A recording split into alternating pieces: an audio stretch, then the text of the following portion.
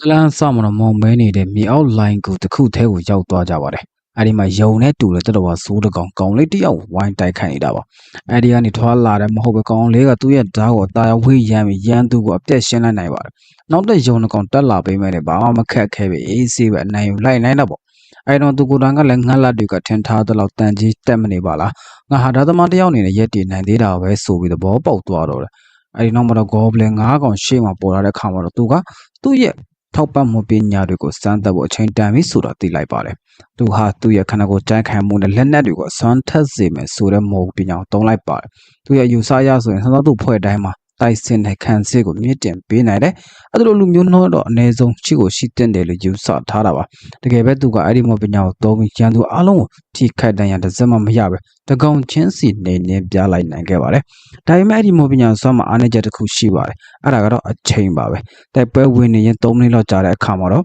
မော်အနီးတင်ကကုံသွားရောနောက်ထပ်ဂိုဘလင်ထပ်ပေါ်လာတဲ့အခါသူကအဲ့ဒီမော်ပညာကိုပဲထက်ခါတဲ့လေပြန်သုံးနေရတာပေါ့သူရဲ့ပြန်ဘက်တွေကအမောက်ကျိတ်နေရင်ထဲမှာမော်ဒန်ခန်နယ်ရေကမော်အနီးတင်ကြာချိန်ဘလို့တတ်မှတ်လဲဆိုတော့သူစဉ်းစားနေမိတယ်သူအတွက်ကတော့3မိနစ်ပဲခံတာပါဒါကြောင့်လေသူကအချိန်ကအမြဲတမ်းမျက်ခြေမပြတ်ကြည့်နေရပြီးမော်ကုံတာနဲ့ချက်ချင်းပြန်ဖြစ်ရတဲ့အချိန်နဲ့တိုက်ပွဲဝင်နေရတဲ့အကောင်းဆုံးထောက်ပံ့သမားတစ်ယောက်ဖြစ်နေရတာပေါ့တကယ်တော့သူဟာသူ့ရဲ့အသက်မွေးဝမ်းကြောင်းနဲ့မလိုက်အောင်ဓာတ်ကိုကျွမ်းကျင်ကန်နိုင်တဲ့သူပါဒါပေမဲ့ဓာတ်ကလည်းသူ့အတွက်အားနည်းချက်တစ်ခုဖြစ်နေပြန်တယ်အဲ့ဒီအားနည်းချက်ကြောင့်ပဲသူ့ရဲ့အဖွဲ့ခေါင်းဆောင်အိုလီဗာကသူ့ကိုအဖွဲ့ထဲကနေပါညာတောင်းဝမရှိပဲမောင်းထုတ်ခဲ့တာပါအဲ့ဒီနေ့ကိုပြန်တွေးမိတိုင်းသူဒေါသထွက်ရပါတယ်သူတို့နှစ်ယောက်ကငယ်ချင်းတွေဖြစ်ပြီးအမြဲတမ်းအတူတူတိုက်ခိုက်ဝင်ခဲ့ကြတာလေဒါပေမဲ့အိုလီဗာကတော့ငါမင်းကိုဒီလောက်ထိခွင့်ပဲပေးခဲ့တာကငါတို့ကရွာသူလို့ပဲအခုတော့ငါတို့လမ်းခွဲရမယ့်အချိန်ရောက်ပြီလို့အေးစစ်စစ်ပဲပြောခဲ့တယ်အဖွဲ့ဝင်တွေဖြစ်တဲ့အန်နာလီနဲ့ဓာတို့ကလည်းမင်းဟာငါတို့အားလုံးကိုနောက်ဆွဲနေတဲ့အပိုပဲလို့တဲ့ကြီးပြောချပစ်လိုက်တယ်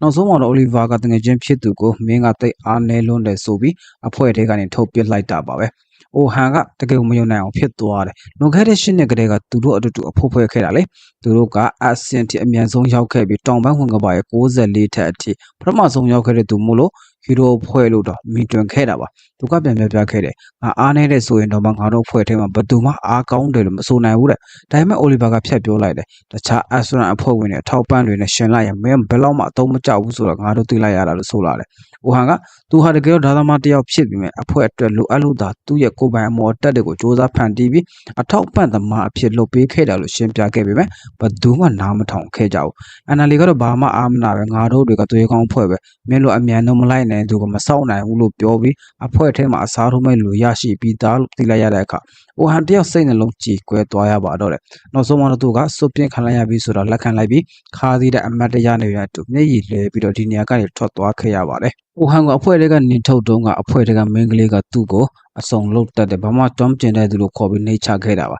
အဲ့ဒီစကားလုံးကသူ့ရင်ထဲမှာအတော်မသက်နိုင်တဲ့နာကျင်မှုတွေကိုဖြစ်ပေါ်စေခဲ့ပါတယ်ဒါပေမဲ့သူ့အဖွဲ့တွေကထွက်လာတာကလက်ပလာနေတော့မဟုတ်ပါဘူးသူဟာသူ့ရဲ့ကိုယ်ပိုင်စူးစမ်းမှုနဲ့ဓာသမားနဲ့အထောက်ပံ့ဆိုတဲ့တမန်ဝန်ကြောင့်နှစ်ခုကိုပေါင်းဆက်ပြီးဘလို့အခြေအနေမျိုးမှမဆိုလက်ရောညင်ထွေတက်ခိုင်နိုင်တဲ့သူထူးခြားတဲ့တက်ကွက်တွေကိုဖန်တီးနိုင်ခဲ့ပြီးသူကတနေ့မှဘာမှမဆိုလုံနိုင်တဲ့စဉ်းစားသူဖြစ်လာဖို့ပန်းတိုင်ထားရှိပြီးရှေ့ဆက်ခဲ့တာပေါ့အဲ့လိုနဲ့ပဲသူမြေအောက်လန်ကိုထဲမှာအပြင်မှာတော့စဉ်းစားသူအဖွဲ့နဲ့တိုးမိပါလေရောအဲ့ဒီဖွဲ့ကအော့ဘလူးကြီးရဲ့ရန်ကနေထွက်ပြေးလာကြတာဖြစ်ပြီးလမ်းမှာမင်းမှန်လေးတယောက်ကိုပြစ်ထားခဲ့တာပါဖွဲ့ကောင်းဆောင်ကတော့ငါတို့အားလုံးအသေးမခံနိုင်လို့အသက်ကြီးတဲ့လူတွေကိုပဲဦးစားပေးပြီးကယ်ခဲ့ရတာဆိုပြီးစင်ကြေပေးနေတာပေါ့ဟိုကတော့အဲ့ဒါကိုကြားပြီးဒီကောင်မလေးကတော့အဖွဲ့မောင်းဝင်မိတာကန်ဆိုးတာပဲဆိုပြီးကိုလန်းကိုဆက်သွားဖို့ကြိုးစားပေမဲ့စွန့်ပြတ်ခံရတဲ့နာကျင်မှုကိုသူကိုယ်တိုင်ကောင်းကောင်းသိနေတာကြောင့်နောက်ဆုံးတော့လဲပြန်ပြီးကယ်တင်ကိုဆုံးဖြတ်လိုက်ပါတော့တယ်အိုဟာအဖေါ်ကိုပြစ်ထားခဲ့တဲ့အဲ့ဒီအဖွဲ့ကိုပြင်းချက်ချောင်ဝေဖန်လိုက်တယ်။အဲ့ဒီမှာလေအဖွဲ့ဝင်တယောက်ကဒေါသထွက်ပြီးအိုဟန်ကိုထိုးဖို့စူးစမ်းပေမဲ့အိုဟန်ကအသာလေးပဲတံပြန်တိုက်ခိုက်လိုက်ပြီးမြေကြီးပေါ်မောက်ရက်လဲအောင်လှုပ်လိုက်တယ်ပေါ့။ပြီးတော့မင်းကလေးကြံခဲ့တဲ့နေရာကိုမေးပြီးအရောက်သွားခဲ့တယ်။အဲ့ဒီချိန်ရောက်တော့တနာဆက်ကောင်မလေးကအော့ဘလူးတွေဝိုင်းထားတာကိုခံရပြီးသူမရဲ့နှော့ဆုံးလက်ကျန်မော်စွမ်းရင်နဲ့မော်တိုင်းလွှာကိုအသက်လူပြီးခံထားရတာပါ။တိုင်းလွှာကြီးအကွဲတော့မှအရေးကြီးတဲ့အချိန်မှာပဲအိုဟန်ရောက်လာပြီးမြားမော်အတန်နဲ့ရန်သူကိုလွတ်စင်အောင်တိုက်ခိုက်လိုက်ပါတော့တယ်။မင်းလေးကတော့အံ့ဩနေတာပေါ့။ဘာလို့လဲဆိုတော့အိုဟန်ကဓာတ်ကိုလည်းကျွမ်းကျင်တယ်လို့သူရဲ့ခန္ဓာကိုယ်ကိုလည်းမော်စွမ်းအားတွေကိုသုံးပြီးစွမ်းအားမြင့်တင်နေလို့ပါပဲ။အဲ့ဒီလိုကအထောက်ပံ့သမားလားဓာတ်သမားလားဆိုပြီးသူမှစပီးစောဖြစ်နေတော့မှာပဲ။အိုဟန်ကစပယ်တစ်ခုကိုသုံးပြီးသူ့ရဲ့ဓာတ်သားကိုအော့တွေရဲ့အရေးခုံအလွယ်တကူဖြတ်တောက်နိုင်အောင်ထပ်မြင့်တင်လိုက်ပြန်တယ်။သူကအော့ဘလူးကြီးရဲ့အလဲဖိုးထဲကိုတိုးဝင်ပြီးကြောင်းမောက်ဖွဲ့ကောင်းတဲ့အမြန်နှုံးနဲ့တိုက်ခိုက်လိုက်ပြီးတော့ဘလူးတွေရဲ့ခေါင်းက ပြန်ထွက်ပြီးလွတ်စင်ကိုပါရအိုဟန်ရဲ့စွမ်းကိုကြည့်ပြီးမင်းကလေးငယ်ကတော့အန်အောလုံးလို့ဗဇက်တော်မှပိတ်နိုင်တော့ပါရန်သူအလုံးကိုနေပြီးတဲ့အခါမှာတော့စိတ်သက်သာရသွားတဲ့ကောင်မလေးကမြေကြီးပေါ်လဲကျပြီးရှာကြီးတငယ်ငိုကြွေးပါတော့တယ်ဟိုဟန်ကကောင်မလေးကိုမြေအောက်လိုင်းကိုအပြင်ဘက်အထိဘေးကင်းအောင်ပို့ပေးခဲ့ပါတယ်သူကတော့ဒီတိုင်းပဲနှုတ်ဆက်ပြီးထွက်တော့ပြင်ပေမဲ့ကောင်မလေးကကျေးဇူးတင်လုံးလို့လက်မလို့တော့ပါသူမကသူမဆိုဖီယာကလော်တဲလို့မိတ်ဆက်တဲ့အခါမှာတော့ဟိုဟန်တယောက်အန်အောသွားရတယ်ဘာလို့လဲဆိုတော့သူမရဲ့အကြီးဘောကတစ်စိတ်ကဒီနိုင်ငံမှာအကြော်ကြားဆုံးနဲ့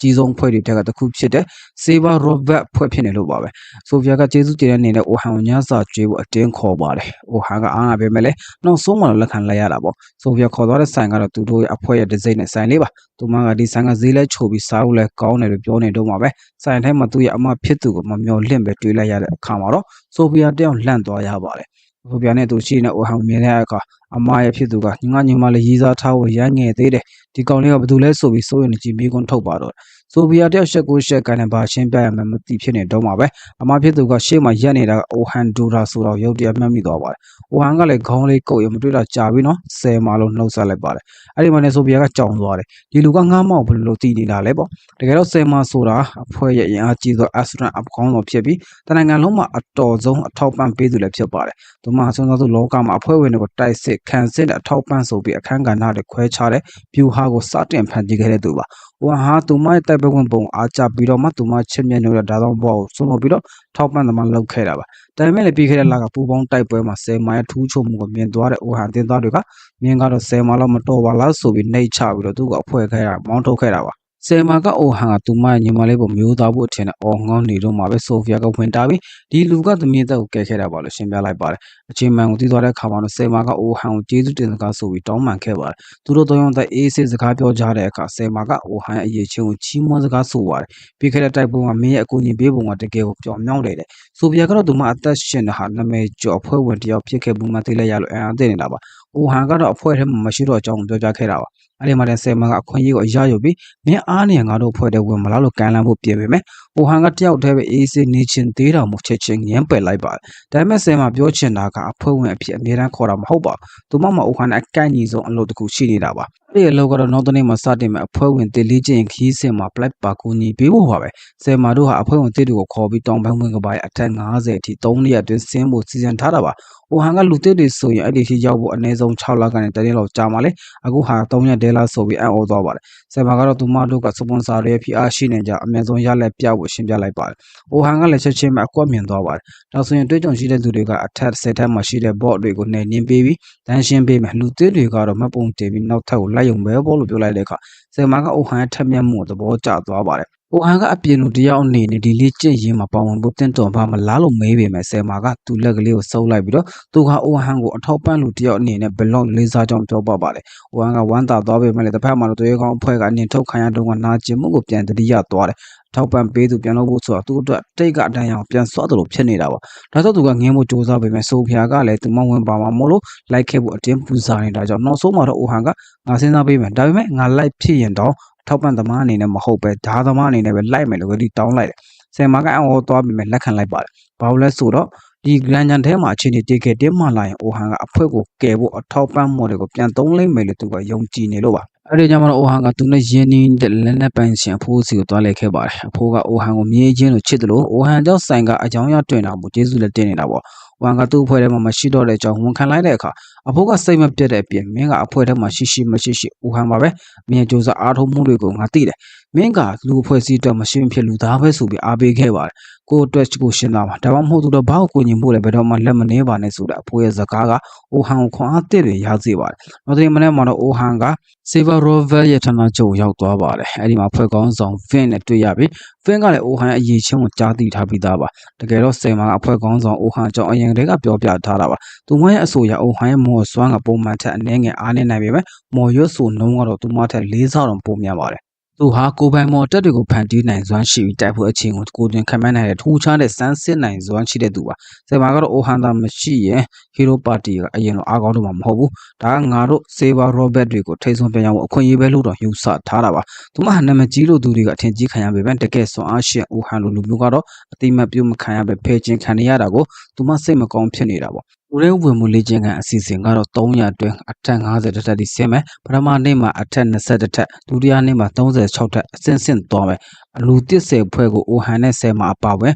်ဝါရက်9ယောက်ကလမ်းပြအဖြစ်လိုက်ပါဆောက်ရှောက်ပေးရမှာပါလူသစ်တွေကတော့တဖွဲ့ချင်းစီအလဲကျဘလူးတွေကိုတိုက်ခိုက်ရင်အတွေ့အကြုံယူရမှာပါလိုအပ်ချက်များတဲ့ခီးစဉ်ရစတကယ်လို့လန်ခီးမှာမျောလင့်ထားတဲ့အန်ဒီတခုခုကြုံလာခဲ့ရင်အဆောက်ရှောက်တွေကပဲအကုန်ဖြည့်ရှင်းပေးရမှာပါအဲ့ဒီမှာအိုဟန်ကတန်တရားဝင်မိကွန်းထုတ်လိုက်တယ်ဒီလောက်တင်းကျပ်တဲ့အချိန်စရာနဲ့လူသစ်တွေအနေကြားတဲ့ခေါ်သွားမှာကိုဘာလို့အီရန်အဖွဲ့တဲ့အများကြီးမခေါ်ပဲငါတို့9ယောက်တည်းနဲ့သွားမှာလဲတဲ့ဆယ်မာကတော့လူသစ်တွေတကယ်ကြီးထွားလာဖို့ဆိုရင်ခက်ခဲတဲ့အခြေအနေကိုကြော်ဖြတ်ရမယ်လို့တုံ့ပြန်ခဲ့ပေမဲ့ဒါကတကယ်မှန်တရားမဟုတ်မှန်ဟိုဟန်ရဲမိပါတယ်ဒါပေမဲ့သူကအပြင်းလို့ဆိုတော့သူတို့ကအမှန်တမ်းပြောပြမှာမဟုတ်လေဘာဖြစ်သူကတော့ကိုညီမှုသဘောတူလိုက်ပါတယ်အဖွဲ့ခေါင်းဆောင်ဖင်ကအိုဟန်ကိုအခုချက်ချင်းရွှေတင်းကနဲ့ပြပေးပြီးမြစ်ရှစ်အောင်မြင်နောက်ထပ်10ပြားထပ်ပေးမယ်လို့ကမ်းလှမ်းလိုက်တဲ့အခါအိုဟန်တောင်လှန့်သွားတယ်။ဘာလို့လဲဆိုတော့ဒီပမာဏကတာမန်လူတယောက်တစ်နှစ်ပတ်လုံးအေးစေးစားသွားလို့ရတယ်ပမာဏမို့လို့ပါ။စင်မာကတော့ဒါကမင်းရဲ့တန်ဖိုးပဲလို့ပဲပြသတာပြောခဲ့တာပေါ့။တိုင်းအနေငယ်ကြာတော့တန်ချန်အပွဲမှာလူသစ်တွေစုဝေးနေကြပြီးအဲ့ဒီမှာဆယ်မာနဲ့ဆိုဖီယာတို့ရောက်လာပြီးနှုတ်ဆက်ကြတယ်။အိုဟန်ကတော့ဆိုဖီယာလေးကိုကြည့်ပြီးဒီဝတ်စုံနဲ့မင်းနဲ့တိတ်လိုက်တာပဲလို့ချီကျူလိုက်တဲ့အခါဆိုဖီယာလေးမှရှက်လွန်းတော့မျက်နှာလေးညဉ့်သွားရတာပေါ့အဲ့ဒါကိုကြည့်ပြီးဆယ်မာကမင်းတို့မင်းကလေးတွေကိုဘယ်လိုမြောက်ပြရမလဲဆိုတာကောင်းကောင်းသိတာပဲနော်လို့ရည်စားချလို့လာလို့ခဏတော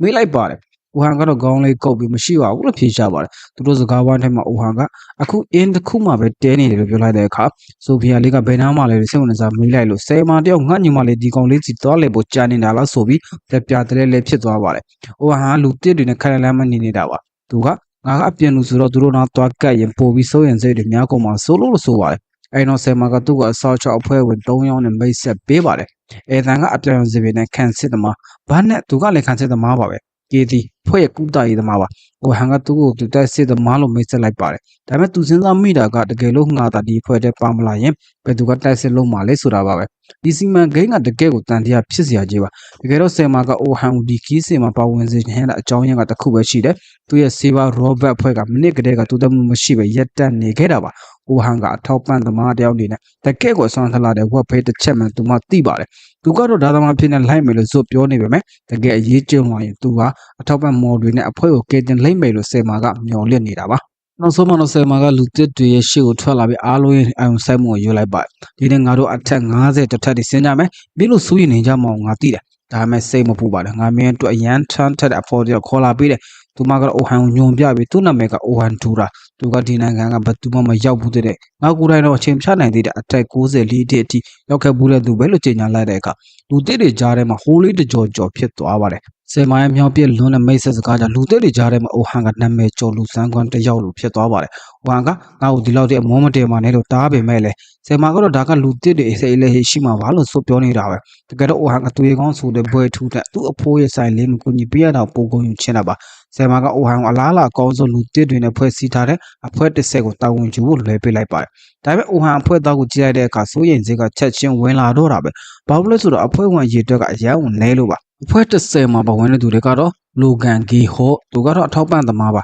။အသက်ကသာငယ်တာတနေ့မှာဆယ်မာထက်တော့တော်တက်ပြမယ်ဆိုလို့လေတန်းကတော့အတော်မာတဲ့ကောင်လေးပါ။ကရိုလိုင်းအင်ကလော့ကသူမကတော့ခံစစ်သမားပါ။ဒါပေမဲ့ထူးဆန်းတာကသူမမှာဒိုင်းလည်းမပါချက်ဝတ်တန်စာလည်းမပါဘူး။တောင်ပြချက်ကတော့ယွန်စရာကောင်းတဲ့ဘလူးတွေငေါ့ကိုလာထိမှကြောက်လို့ဒိုင်းနဲ့ကာမဲစာရှောင်းတိမ်ပြီးအနီးကတပ်ပြစ်မယ်ဆိုတာပါပဲ။ဘူဟန်ကဒါကဟိုဝါယွန်းတွေအတွက်တောင်ခက်ခဲတာနော်လို့တတိပြပေမဲ့သူမကတော့ကျူးမဆိုင်ပါဘူး။ဆိုဖီယာကလော့တဲသူကတော့နောက်တန်းကနေမော်တက်နဲ့တိုက်ခိုက်မယ်သူပါ။ဖွဲ့ဝင်တွေကတယောက်နဲ့တယောက်စကားများနေတာကိုကြည့်ပြီးအိုဟန်တယောက်ဒီခီးစင်တော့မလွယ်တော့ဘူးဆိုပြီးတက်ပြင်းချမိတော့တာပေါ့။သူတို့လည်းငုံထဲကိုခြေချလိုက်တဲ့ကလေးတွေကငြိမ်ကျသွားပါတယ်။ကရိုလိုင်းကအိုဟန်ကိုဘာလို့ဟီရိုကယ်ဒမီထဲကထွက်လာတာလဲလို့တည့်ကြီးမေးလိုက်တဲ့အခါအိုဟန်ကတော့ပြန်မဖြေပဲစကားလမ်းကြောင်းလွှဲလိုက်ပါတယ်ဆိုဖီယာကတော့အိုဟန်ကဘလောက်ဆွမ်းတက်ကြောင်းနဲ့သူမအသက်ကိုကဲခဲ့တဲ့အကြောင်းကိုမျက်နှာနီများပြီးဂုံယူတက်တယ်ဆိုတာပြောပြနေရှာပါတယ်တိုက်ပွဲစပြီးဆိုတာနဲ့ဘုံပလင်းကောင်ကသူတို့ကိုလက်ချောင်းမြောင်းနဲ့ကိုခုံလိုက်ပါတယ်ဒါပေမဲ့အိုဟန်တို့တင်တွက်ထားတဲ့ထောင်ချောက်ထဲကိုတေချာမိသွားတာပေါ့အိုဟန်ကအချင်းကိုတတ်တာအောင်နဲ့နောက်ကနေခိုးတိုက်မဲ့ရန်သူတွေကိုရှေ့ဖို့ဒီလိုကိရိယာတွေကိုလမ်းတစ်လျှောက်တိုးတင်ပြင်ဆင်လာခဲ့တာပါခီးစားလိုက်အထက်20ကိုရောက်တဲ့အခါမှာတော့အိုဟန်တယောက်သူ့ရဲ့လူသစ်တွေကိုထင်ကြီးသွားပါတယ်အစားကတော့လိုဂန်ဆိုတဲ့ကောင်လေးကိုလေကြီးတဲ့ကောင်လေးကိုထင်ပေမဲ့တကယ်တမ်းတိုက်ပွဲမှာတော့သူကတကယ်ကိုကျွမ်းကျင်တဲ့အထောက်ပံ့သမားတယောက်ဖြစ်နေတာကိုတွေ့လိုက်ရလို့ပါဒီကလေးတွေကအခုလိုဟန်ချက်ညင်ညင်ဆက်သွားနိုင်မယ်ဆိုရင်ဒီလက်ကျင်ခီးစရာသူထင်ထားတာတခက်ခဲခဲရှိမှမဟုတ်တော့ဘူးโอเคစတင်ခစားလာပြီးပါတယ် Ramani Kisi and Pima Ohanga to down yard appointed sego teacher Tom Tachimide. Luanga Paramishan top and the masu may be the name at all in Yamsendire. Kuranga of Miano Nyama, Diamesenda in Yamashiba, so Tura, Damiolin the Chondain at Takada, appointed low loud at Texas on Adama Pina. Sophia Liga or the China Padium Dujan de Bebe, a lala of Nyashiva. To my Petanaga type poet him or Wukamaya, don't sign it that about. And is on a tennis say a bogo name Bideka Semaga, or Hansi will live a chin in Ohanga Cleary Anaja Utopia, Semanga Daro, Miyaji Tota Lara, Nolo Piolito, Ohandio Dago, Tuga, Yanga, Mutant, or so get less so we tweet out Tom Dobar. Uriani Nema Ohan, to the Keo Stapias, the didn't so each on Yabar, the didn't some men a poem to Yoga Poega Ohango, a Tomachalo near told Libi, a poem de Calabisu de Denga, a Triandaji Palarava. Ohanga Shaya learned the didn't so let him at the chips and milade. Now Lute Diga think they go no mamma so in Zega Winalabo. I don't know Lumania, Tornado, Luna, so the Menglina to Tuga Uhan Poet, a poet in the canteen, the Gatu upon the Urido Chinaka. Uhan Pega Tolaya at Chima to Wanga Mitazu Kaisan, and we only look Tazi Nankela. Luna Uhan, a poet, Pianabu, Muyo Bitoma Kede. Nimbala came as a Janadu, Nabi made it. Time Uhan got Daga Oliva Kura, Sombia Kera, Arotoyo, Adubanga Jigo, Sony Thomas Ude, Kadi Kale Oliva Kura, Pesipi like Bido Pepe than Yenso Vitola Keva. Maybe that no Piancol Mayaro, so that time Uhan got a Pianlesia Mashiro. Uhan commented at time of it, the Zata Chauyario, who did it, Dajabi, a to the low ganga, Disiaga, Gayo Toyela, a poet take a tinto kind of Anne, the Wahula, so with Tandia Winla. Uhan Yaudoreka, a poet take a Liduka, a Yeninga Matu, 2008 Niba. Semanga tu na pera balo maise pita bebe the dinsa haro tu go tom cha bulo phobya thara ja lute ri jare ma hu kham ya phit ne ja bi the dinsa ba chaung ya de jo semaga o han ko pi bi tom man sha ba le o han ga ro ji ni ba be min sai me e ya mi shin ga pisi twa lai mai nga ba ka le aman dan ko ma pyo pya khe mi da taw ma le pyan pyo ke ba ဝိုင်းရင်ဆောက်ရှောက်တွေနဲ့အဲတန်နဲ့ဘာနန်တို့ကသွေးကောင်းဖွဲ့ကထွက်လာတာပဲရှိတာအထက်94ထိရောက်ခဲ့တဲ့မင်းရဲ့အရေးချင်းကိုတော့ငါတို့ယုံကြည်ရဆိုပြီးဝိုင်းဝန်းအားပေးကြလို့နေသူကပြန်လဲကောင်းမွန်လာခဲ့ပါတယ်အဖွဲ့တစ်ဆက်ကကလေးတွေနဲ့တွေ့တဲ့အခါမှာတော့ဝဟန်ကသတင်းစာကိစ္စကိုပွင့်လင်းလင်းပဲဆွေးနွေးခဲ့ပါတယ်ဆိုဖီယာနဲ့ကရိုလိုင်းကတော့ဒါတွေကအလကားလိန်ညာတွေပါလို့ဆိုပေမဲ့လူကန်ကတော့အဲ့ဒီထဲမှာရေးသားထားတာတွေကအမှန်ပဲလားလို့ခက်သစ်တီမေးလိုက်တယ်ဝဟန်ကမလိမ္မောင်းအများစုကအမှန်တွေပါငါကတကယ်ပဲအားနေခဲ့တာပါလို့ဝန်ခံတဲ့အတွက်ကလေးတွေအံ့ဩသွားကြတာပေါ့ငါဟာလူတိုင်းမျောလင်းနေတဲ့သူရောကောင်းတယောက်မဟုတ်ချင်မဟုတ်လိမ့်မယ်ဒါပေမဲ့မင်းတို့၃ယောက်ကိုတော့အထက်50တထက်ထိဘေးကင်းအောင်ငါကာကွယ်ပေးမယ်လို့ကတိပေးခဲ့ပါတယ်အဲ့ဒီစကားကြောင့်ဆိုဖီယာတို့စိတ်ဓာတ်တွေပြန်တက်ကြလာခဲ့ပေမဲ့လူကန်ကတော့အိုဟန်ပေါ်တန်တရားကမကင်းသေးဘူးဖြစ်နေတော့မှာဒီစင်ကတော့ဆက်သွားနေပါတယ်အထက်29ထက်အထိတော့လူသစ်တွေကပဲဥဆောင်နေခဲ့ပါဒါပေမဲ့အထက်30တထက်ကိုရောက်တဲ့အခါနဲ့မှာအိုဟန်ကပြန်ပြီးညွှန်ကြားချက်တွေပေးရမယ့်အချိန်ရောက်လာပါတယ်ကော်ဘလင်နဲ့ပေါ်လာတဲ့အခါအိုဟန်ကကတော့လိုင်းဝင်ရန်သူအာယုံလွဲခိုင်းပြီးဆိုဖီယာကိုတော့အနောက်ကနေအောက်ကိုတိုက်ခိုက်ဖို့ခိုင်းလိုက်ပါတယ်လူကန်ကတော့ဒါတွေကဘယ်သူမှမဆိုလုံနိုင်တဲ့ညွှန်ကြားချက်တွေပဲဆိုတာစိတ်ထဲကနေထင်သေးနေတာပေါ့ဒါပေမဲ့တက်ပွဲအလယ်မှာဆိုဖီယာလေးကအတိတ်ကဒဏ်ရာကြောတော်လို့ပြီးကြောက်ရွံ့နေတဲ့အချိန်မှာဝဟန်ကချက်ချင်းပဲအမြန်ဆုံးရှော့ချခြင်းမော်နဲ့ရန်သူချီလောင်တန့်သွားအောင်လုပ်ပေးလိုက်တယ်မင်းမဖော်ရရှိတဲ့စိတ်အေးထားပြီးလှုပ်နိုင်ကိုလှုပ်ပါဆိုတဲ့အိုဟန်စကားကြောင့်ဆိုဖီယာကအစင်းမြင့်မီးမော်အတက်နေရန်သူကအပြက်ရှင်းလိုက်နိုင်လို့အားလုံးအံ့ဩသွားကြရပါတယ်သူတို့အထက်35ထောက်ရောက်တဲ့အခါမှာတော့သေမြင့်တမန်လို့ခေါ်တဲ့ကြောက်စရာကောင်းတဲ့ပြင်းကူနှက်ကြီးတဲ့ရင်ဆိုင်ရပါတော့တယ်လူကန်ကတော့ဒါကိုငါတို့ဘယ်လိုမှမနိုင်နိုင်ဘူးဆိုပြီးကြောက်လန့်နေတာပေါ့။ဟိုဟန်ကတော့အေးဆေးပါပဲ။လူကန်ကိုမြစ်တင်ချင်းမော်နဲ့အဖြစ်ချင်းမော်တုံးခိုင်းပြီးတော့ကရိုလိုင်းအောင်ပံ့ပိုးခံလိုက်တယ်။ကရိုလိုင်းကဇော့တိုးအပြင်တဲ့အခါလူကန်ကသူမနောက်လိုက်တော့ကြိုးစားပေမဲ့ဟိုဟန်ကမင်းဒီမှာပဲနေရှေ့တန်းတက်ရဲ့မင်းတို့အန်တယ်ပိုများတယ်လို့တားလိုက်ပါတယ်။ပြီးတော့မာကလိုလိုင်းကိုပြုံးပေါ်ကနေခုန်တက်ပြီးကြောကိုဓာတ်နဲ့မွန်းလိုက်လို့အန်ကိုလိုက်တာပေါ့။ကရိုလိုင်းကလည်းအိုဟန်ခိုင်းတဲ့အတန်အထိကျလှုပ်နိုင်ခဲ့ပါတယ်။သူရဲ့အစိတ်ကိုတတိထားအောင်ဆိုတဲ့တတိပေးချက်နဲ့အတူလူကန်ရဲ့အထောက်ပံ့မှုတွေပေါင်းစပ်လိုက်တဲ့အခါမှာတော့အဖွဲ့တစ်စီဟာဒီတေမင်းတမကြောက်စရာကောင်းတဲ့တတဝါကြီးကိုရင်ဆိုင်မှုအစစ်အသစ်ဖြစ်သွားပါပြီ။လမ်းညွှန်စရာအိုဟန်ကခုခံသူကရိုရိုင်းရဲ့လှုပ်ရှားမှုနိုင်စွမ်းကလူကန်ရဲ့ပန်းပုံမှုပုံမှုတည်တာမို့သူမကိုအကြီးကထားပြီးဝိုင်းကူကိုတတိပေးလိုက်ပါတယ်။တပြန်တဲ့တဲမှာပဲဆိုဖီယာကိုလည်းပြင်းကူကြီးလုံးမရအောင်တားဆီးခိုင်းလိုက်တဲ့အတွက်သူမကလီထားသွားမှန်တယ်ကိုရွတ်ဆိုလိုက်ပါတော့တယ်။အဲ့ဒီလေလိုင်းတွေကပြင်းကူကြီးရဲ့ညာဘက်ခြေထောက်တွေကိုဖြတ်ကနေဖြတ်လိုက်တယ်လို့တိကနေပြတ်သွားလိုက်ပါတယ်။အဲ့နောက်အော်ဟန်ကဟိုဝါကန်ဂလိုလန်စီမှာခွန်အားနဲ့နီးစတင်မြစ်တင်ပေးတဲ့မန်နာတွေကိုတုံးကိုထက်ညွန်ကြားပြန်ပါတယ်။ဒါပေမဲ့ပွဲကနိုင်နေပြီလို့ထင်သွားတဲ့လူကန်ရဲ့ခဏတာတုတ်ဆိုင်မှုကြောင့်ပင်ကိုကြီးကခွန်ရေးရွသွားပြီးကရိုလိုင်းကိုပိုက်ခွန်နဲ့ရစ်ပတ်ပြီးတော့သူ့ပါဇက်တဲ့ဆွဲသွင်းမှုစူးစမ်းပါတယ်။ဒီဘေးကနေလို့အိုဟန်ကသူမကိုဓမြောင်နဲ့ပိုက်ခွန်ကိုဖျက်ဖို့ကြံပေးပါတယ်။ဒီမင်ကွန်းကိုကြည့်ရတဲ့လူကန်ကသကုတ်ခုကိုတန်တရားဝင်လာပါတယ်။လမ်းညွန်ပေးတဲ့အိုဟန်ကဒါမျိုးဖြစ်လာမယ်ဆိုတာကြိုသိနေတာလားဆိုတာပါပဲ။ဆိုဖီယာကကြောက်များနဲ့ပြုတ်ပြင်းနေတဲ့အချိန်မှာလူကန်ရဲ့တခင်ကပေါင်မှုတွေတန်းကုန်တော့မှမို့အော်ဟန်ကထပ်ပြီးမှန်တယ်တင်ဖို့ခံရပြန်ပါတယ်။ကရိုလိုင်းကတော့ပိုက်ကုန်မဖြတ်နိုင်ဘူးအိုဟင်းနေရှာပါပြီ။လူကန်ကတော့မန်တန်3မျိုးပဲပြန်နဲ့3နိုင်တော့အော်ဟန်သိနေတဲ့အတွက်နောက်ဆုံးမှတော့သူကကိုယ်တိုင်ဝင်ပါဖို့ဆုံးဖြတ်လိုက်ပါတယ်။အော်ဟန်က လက်နက်ထက်မြက်ကျင်းမှန်တန်ကို3မီခရိုလိုင်းရဲ့ဓာတ်မြောင်ကိုအပြီးသက်ထက်မြက်စေတဲ့အခါမှာတော့သူမကပိုက်ကွက်တွေကိုအလွယ်တကူဖြတ်တောက်နိုင်ခဲ့ပါပြီပြီးတော့ဆိုဗီယက်ဓာတ်မြောင်ကပြင်းမှုကြီးကိုတက်ထိမှန်ပြီးတစ်ချက်တည်းနဲ့ပြည့်ရှင်းလိုက်နိုင်ပါတယ်အောင်ပွဲခံနေကြတဲ့အချိန်မှာအိုဟန်ကလူကန်ကိုမင်းပန့်မုံမှုကြောင့်အခုလိုအောင်မြင်တာလို့ချီးကျူးလိုက်တဲ့အခါလူကန်တယောက်ရှက်ကိုရှမ်းကတ်တဲ့ဂျင်းစင်ကဆိုရပါတယ်ဒါပေမဲ့သူစိတ်ထဲမှာတော့အိုဟန်လိုတမျိုးကြီးကြည့်နေပါတယ်နေဝင်ချိန်မြေအောက်ကနေပြန်ထွက်လာတဲ့အခါစိတ်မှာကမနှက်ဖြန်ကနောက်ဆုံးနေမှာအားလုံးနားယူကြအောင်လို့မှကြားလိုက်ပါတယ်အိမ်ပြန်လမ်းမှာတော့ဘာနန်နဲ့အန်တန်တို့ကအိုဟန်ကိုသမင်းသူစားဖို့ဖိတ်ခေါ်ပါတယ်သူတို့နှစ်ယောက်ကသူ့ပေါ်ရင်းနှီးနာကိုအိုဟန်ကအော်သွားပေမဲ့ဒါကသူတို့အတွက်ပိုကြောင်းသိခွင့်ရမယ့်အခွင့်အရေးလို့ယူဆတဲ့သဘောတူလိုက်ပါတယ်တစ်ဖက်မှာတော့အဖွဲ့တစ်ဆက်ကမြင်းလဲနဲ့မြို့ထဲပြန်ဝင်လာတဲ့အချိန်မှာဆိုဖီယာရဲ့အခင်တက်ခင်သူရှင်အော်ဟန်အကြောင်းစကားမှပြောဖြစ်ပါတယ်ဆိုဖီယာကလွန်ခဲ့တဲ့3ရက်ကသူတို့လမ်းမောင်းဝင်ခဲ့တဲ့နေရာမှာအော်ဟန်ကသူမကိုဘယ်လိုကယ်ခဲ့တယ်ဘယ်လိုမှန်တယ်တုံးခဲ့တယ်ဆိုတော့ပြောပြပါတယ်သူကလေပြင်းနဲ့3နိုင်ရုံနဲ့မကဘူးသူ့ဓာတ်ကိုလည်းပိုမုံမှန်တယ်နဲ့ဆွမ်းထက်အောင်လုပ်နိုင်လို့သူမကပြောလိုက်တဲ့အခါသူကံကမျိုးလုံးပြသွားပါတယ်လက်နဲ့ထမ်းမြက်စီတဲ့မှန်တယ်ဆိုတာပတ်မိုးသူတွေပဲသုံးတာလေတိုက်စစ်မှုတွေကသုံးတာမဟုတ်တာလို့သူကတွေးမိသွားပါတယ်လူကန်တယောက်စဉ်းစားရင်းနဲ့မှအော်ဟန်တကယ်ဆောင်းသဘောပေါက်လာပါတော့တဲ့။အော်ဟန်ကတိုက်ပွဲနေရာတွေမှာကျွမ်းကျင်တယ်လို့ရန်သူရဲ့အရှိန်ကိုရှော့ချတဲ့မှန်တယ်တွေပဲပနဲ့သုံးနိုင်တဲ့သူကပိုပြီးထိလောင်စရာကောင်းတာကသူကတိုက်ပွဲအနေထားကိုကြိုပြီးတူတင်ခံမနိုင်ပြီးဘယ်အချိန်မှာဘာလို့ရမလဲဆိုတာတေးကြညွှန်ကြားနေတဲ့ပါရမီစတဲ့ဖြစ်နေလို့ပါပဲ။သူကဒီလောက်တော်တဲ့ပတ်မိုးသူတယောက်ဖြစ်ပါလျက်နဲ့ဘာလို့ရှင်းတန်းတိုက်စစ်မှုပြပြောင်းလဲခဲ့တာလဲဆိုတော့ကိုလူကန်စဉ်းစားလို့မရနိုင်ပါဘူး။ဒါပေမဲ့တခုတော့သူဆုံးဖြတ်လိုက်ပါပဲ။ဒီလိုပါရမီရှင်မျိုးနောက်ကိုသူလိုက်မိနေအောင်တိုးစားဖို့အတော်ဆုံးမွန်ပတ်မိုးသူတယောက်ဖြစ်လာစေရမယ်လို့သူကဆုံးဖြတ်ချက်ချလိုက်ပါတော့တယ်။ဆုံးမတော့သူတို့အားလုံးကငွေယူရှူစားလို့ဆိုင်ထဲရောက်ရှိသွားကြပြီးဘာနဲ့အန်တန်တို့ကဒီနေ့အတွက်သူတို့ပဲဒိုင်းခံရှင်းပေးမယ်ဆိုပြီးပျော်ပပနဲ့ဇက်စိတ်တက်လိုက်ကြပါတယ်။စားတော့တန်လေးထဲမှာဘာနာကအော်ဟန်တယောက်တည်းကောင်းဖုံးဝင်ဖြစ်ခဲ့မှုလေဆိုတော့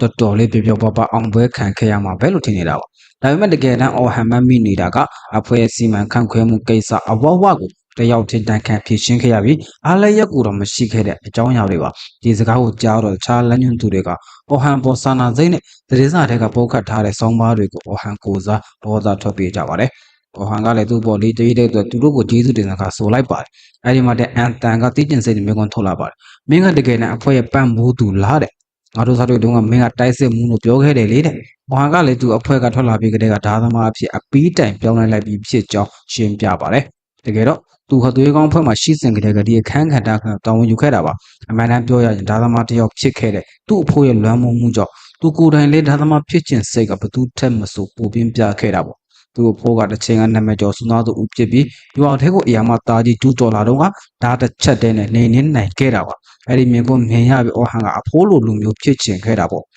ဒါဆိုဘာလို့ပုတ်မုံသူဖြစ်သွားတာလဲလို့မေးတဲ့အခါမှာတော့သွေးကောင်းဖွဲ့ကမြေအောက်ကူထဲကိုပိုနဲ့လေသူတို့ရဲ့တက်ခတ်အရှိန်ကလည်းနေကွေးလာတယ်လေဖြစ်လာခဲ့ပါတယ်အထက်တန်းမှာရန်သူတွေကပိုတန်မာလာတာကြောင့်အဖွဲ့ထဲမှာပံ့ပိုးသူတယောက်ချီးဖို့လိုအပ်လာခဲ့ပါတယ်အဲ့ဒီချိန်မှာအော်ဟန်ကဘာမဆိုလှုပ်နိုင်တဲ့ဘက်စုံတော်သူဖြစ်နေတာကြောင့်သူကပဲကလပ်ပြောင်းပြီးတော့အနစ်နာခံပေးခဲ့တာပါအဲတန်ကသူ့အတွက်စိတ်မကောင်းဖြစ်ပေမဲ့အဖွဲ့ကိုအထက်94ထိရောက်ဦးဆောင်နိုင်ခဲ့တာကဗန်ကန်နဲ့ဆုံးဖြတ်ချက်ပဲလို့ပြောပြခဲ့ပါတယ်ဒါပေမဲ့အော်ဟန်ကတော့မျက်နှာတီနဲ့ငင်းလိုက်ပါတယ်သူကလပ်ပြောင်းလိုက်ကလေးကအဖွဲ့အနေနဲ့အချိန်လျှော့ပြီးဘူတန်မောင်အရင်ပြင်ဆင်တဲ့တယ်သူကယူဆတာပါဒါပေမဲ့သူအများကြီးထပ်မပြောတော့ပါဘူးသူစိတ်ထဲမှာတော့အဲ့ဒီသူရဲ့ခေါင်းတွေကသူ့ရဲ့အစစ်မှန်ကိုဖုံးကွယ်ထားတာမို့သူတို့အဖွဲ့ကအထက်94ထက်ကျော်လွန်ဖို့ဆိုတာဘယ်လိုမှမဖြစ်နိုင်ဘူးဆိုတာကိုသူသိနေတာပေါ့ဘာနဲ့ကစကားလမ်းကြောင်းလွဲပြီးအော်ဟန်ဖြစ်ချင်တဲ့ဓမ္မပုံစံဝေးတဲ့အခါအောက်ဆုံးထက်ကနေအပေါ်ဆုံးထိတယောက်တည်းရင်ဆန်နိုင်တဲ့ဘယ်ရောက်ကူမဆိုထိရောက်တဲ့ပတ်စုံတော်တဲ့ဓာသမားမျိုးဖြစ်ချင်တာလို့အော်ဟန်ကဖြေလိုက်ပါတယ်ဒီဘက်မှာလည်းကရိုလိုင်းနဲ့ဆိုဖီယာတို့ရေချိုးရင်စကားဆက်ပြီးပြောကြပါတယ်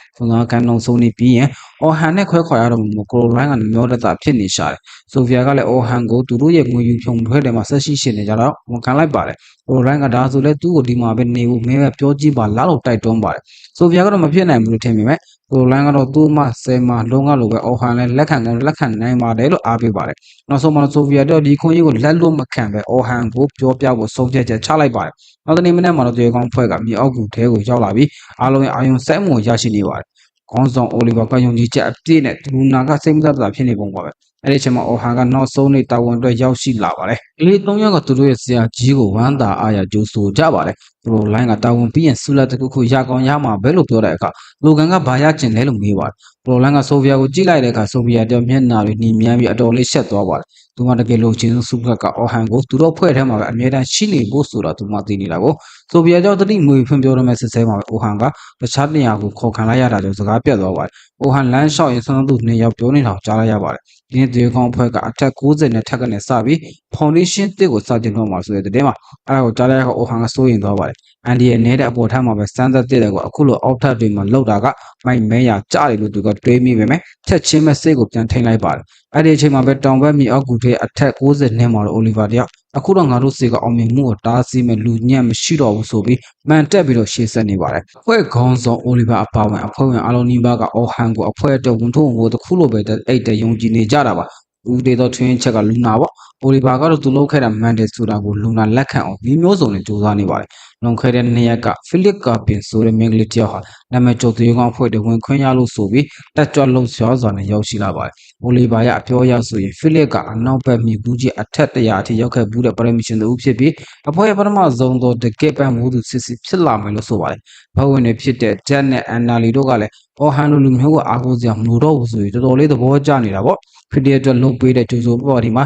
တက်ကအနောက်ရှက်ပေးတဲ့လူတယောက်မရှိတော့ဂုံပြူရမှာပေါ်လို့တော့ဆိုလိုက်ပါသေးတယ်သူတို့ကအော်ဟန်ဆုဆောင်ထားခဲ့တဲ့အဖွဲပိုင်ဝင်ငွေကိုမြင်လိုက်ရတဲ့အခါမှာတော့အဖွဲ့မှဒီလောက်တောင်ပတ်စံအများကြီးရှိနေလားဆိုပြီးအံ့ဩသွားကြပါတယ်ဖီလစ်ကဒါတွေကအဖွဲ့ရဲ့လုပ်ငန်းဆောင်တာတွေအတွက်သုံးမဟုတ်ဘူးလားလို့မေးပေမဲ့အိုလီဗာကတော့ဒီနေ့ကအဖွဲ့ဝင်တက်တက်ပွဲမှုလို့အော်ဟန်အကြောင်းမပြောကြဘူးတားမြင်လိုက်ပါတယ်အဲ့ဒီပါတီပွဲလဲပေါင်းပြီးလူနာတယောက်အရေးကြီးသတင်းတစ်ခုနဲ့ပြေးလွှာရောက်လာပါတယ်ဘုံဝင်တေးကိုမြင်လိုက်ရလို့အံ့ဩသွားပေမဲ့လည်းသူမသိလာတဲ့သတင်းကိုအရင်ပြောပြလိုက်ပါတယ်အဲ့ဒါကတော့အော်ဟန်ကနာမည်ကြီးညကောင်းကင်ငွေယုံဖြူအဖွဲ့နဲ့တူတောင်ဘက်မြေအောက်ကူထဲကိုဝင်နေပြီဆိုတဲ့သတင်းပါပဲအဲ့ဒါကိုကြောတော့အဖွဲ့ဝင်တွေကအဲ့လိုသုံးမကြတဲ့လူကဘလို့လောက်ပြီးအဲ့လိုအင်အားကြီးတဲ့အဖွဲ့တွေရောက်သွားတာလဲဆိုပြီးဝိုင်းလေမေးခွန်းထုတ်ကြပါတယ်လူနာကသူမှမရှိတော့တဲ့အချိန်မှာဘာတွေဖြစ်ခဲ့တာလဲလို့မေးတဲ့အခါမှာတော့အော်ဟန်ကိုအဖွဲ့ကနေထုတ်ပစ်လိုက်ပြီးဆိုတာကိုသိသွားပါတော့တယ်အိုလီဗာကအော်ဟန်ကဒီအဖွဲ့နဲ့တူတူကိုစားခိုက်ဖို့စွမ်းအားမရှိဘူးလို့ဆင်ခြေပေးပေမဲ့လူနာကတော့လုံးဝသဘောမတူပါဘူးသူမကအော်ဟန်ကအဖွဲ့ရဲ့ဗဟိုချက်ဖြစ်တယ်လို့မြင်နေပြီးသူရှိနေတယ်ဆိုတော့ဒီလောက်အထိခရီးရောက်ခဲ့တာသူမရှိရင်အဖွဲ့ဟာရှစ်ဆက်နိုင်မှာမဟုတ်ဘူးလို့ပြပြသားပြောလိုက်ပါတယ်ဒါပေမဲ့အန်နာလီတို့ကလက်မခံပဲအော်ဟန်ကဘာမှမဆိုလုံနိုင်တယ်ဆိုတော့ဘက်စုံတော်သူဖြစ်နေတာလို့ပဲအပြစ်တင်နေကြပါတယ်အချင်းတွေလွန်သွားပြီမို့လို့လူနာလည်းစိတ်ပြက်လက်ပြက်နဲ့လက်လျှော့ရပါတော့တဲ့နောက်တော့အိုလီဗာကစိတ်အေးသွားပြီးသူတို့ရဲ့ရှေ့ဆက်မဲ့အစီအစဉ်ကိုဆွေးနွေးပါတယ်သူတို့ရဲ့အစီအစဉ်ကတော့နောက်2ရက်နေရင်အထက်90နှစ်မှာဖွဲ့ဝင်တဲ့နဲ့စမ်းသပ်တိုက်ခိုက်မယ်အစဉ်ပြေအထက်90လေးထိစစ်မယ်ဆိုတာပဲ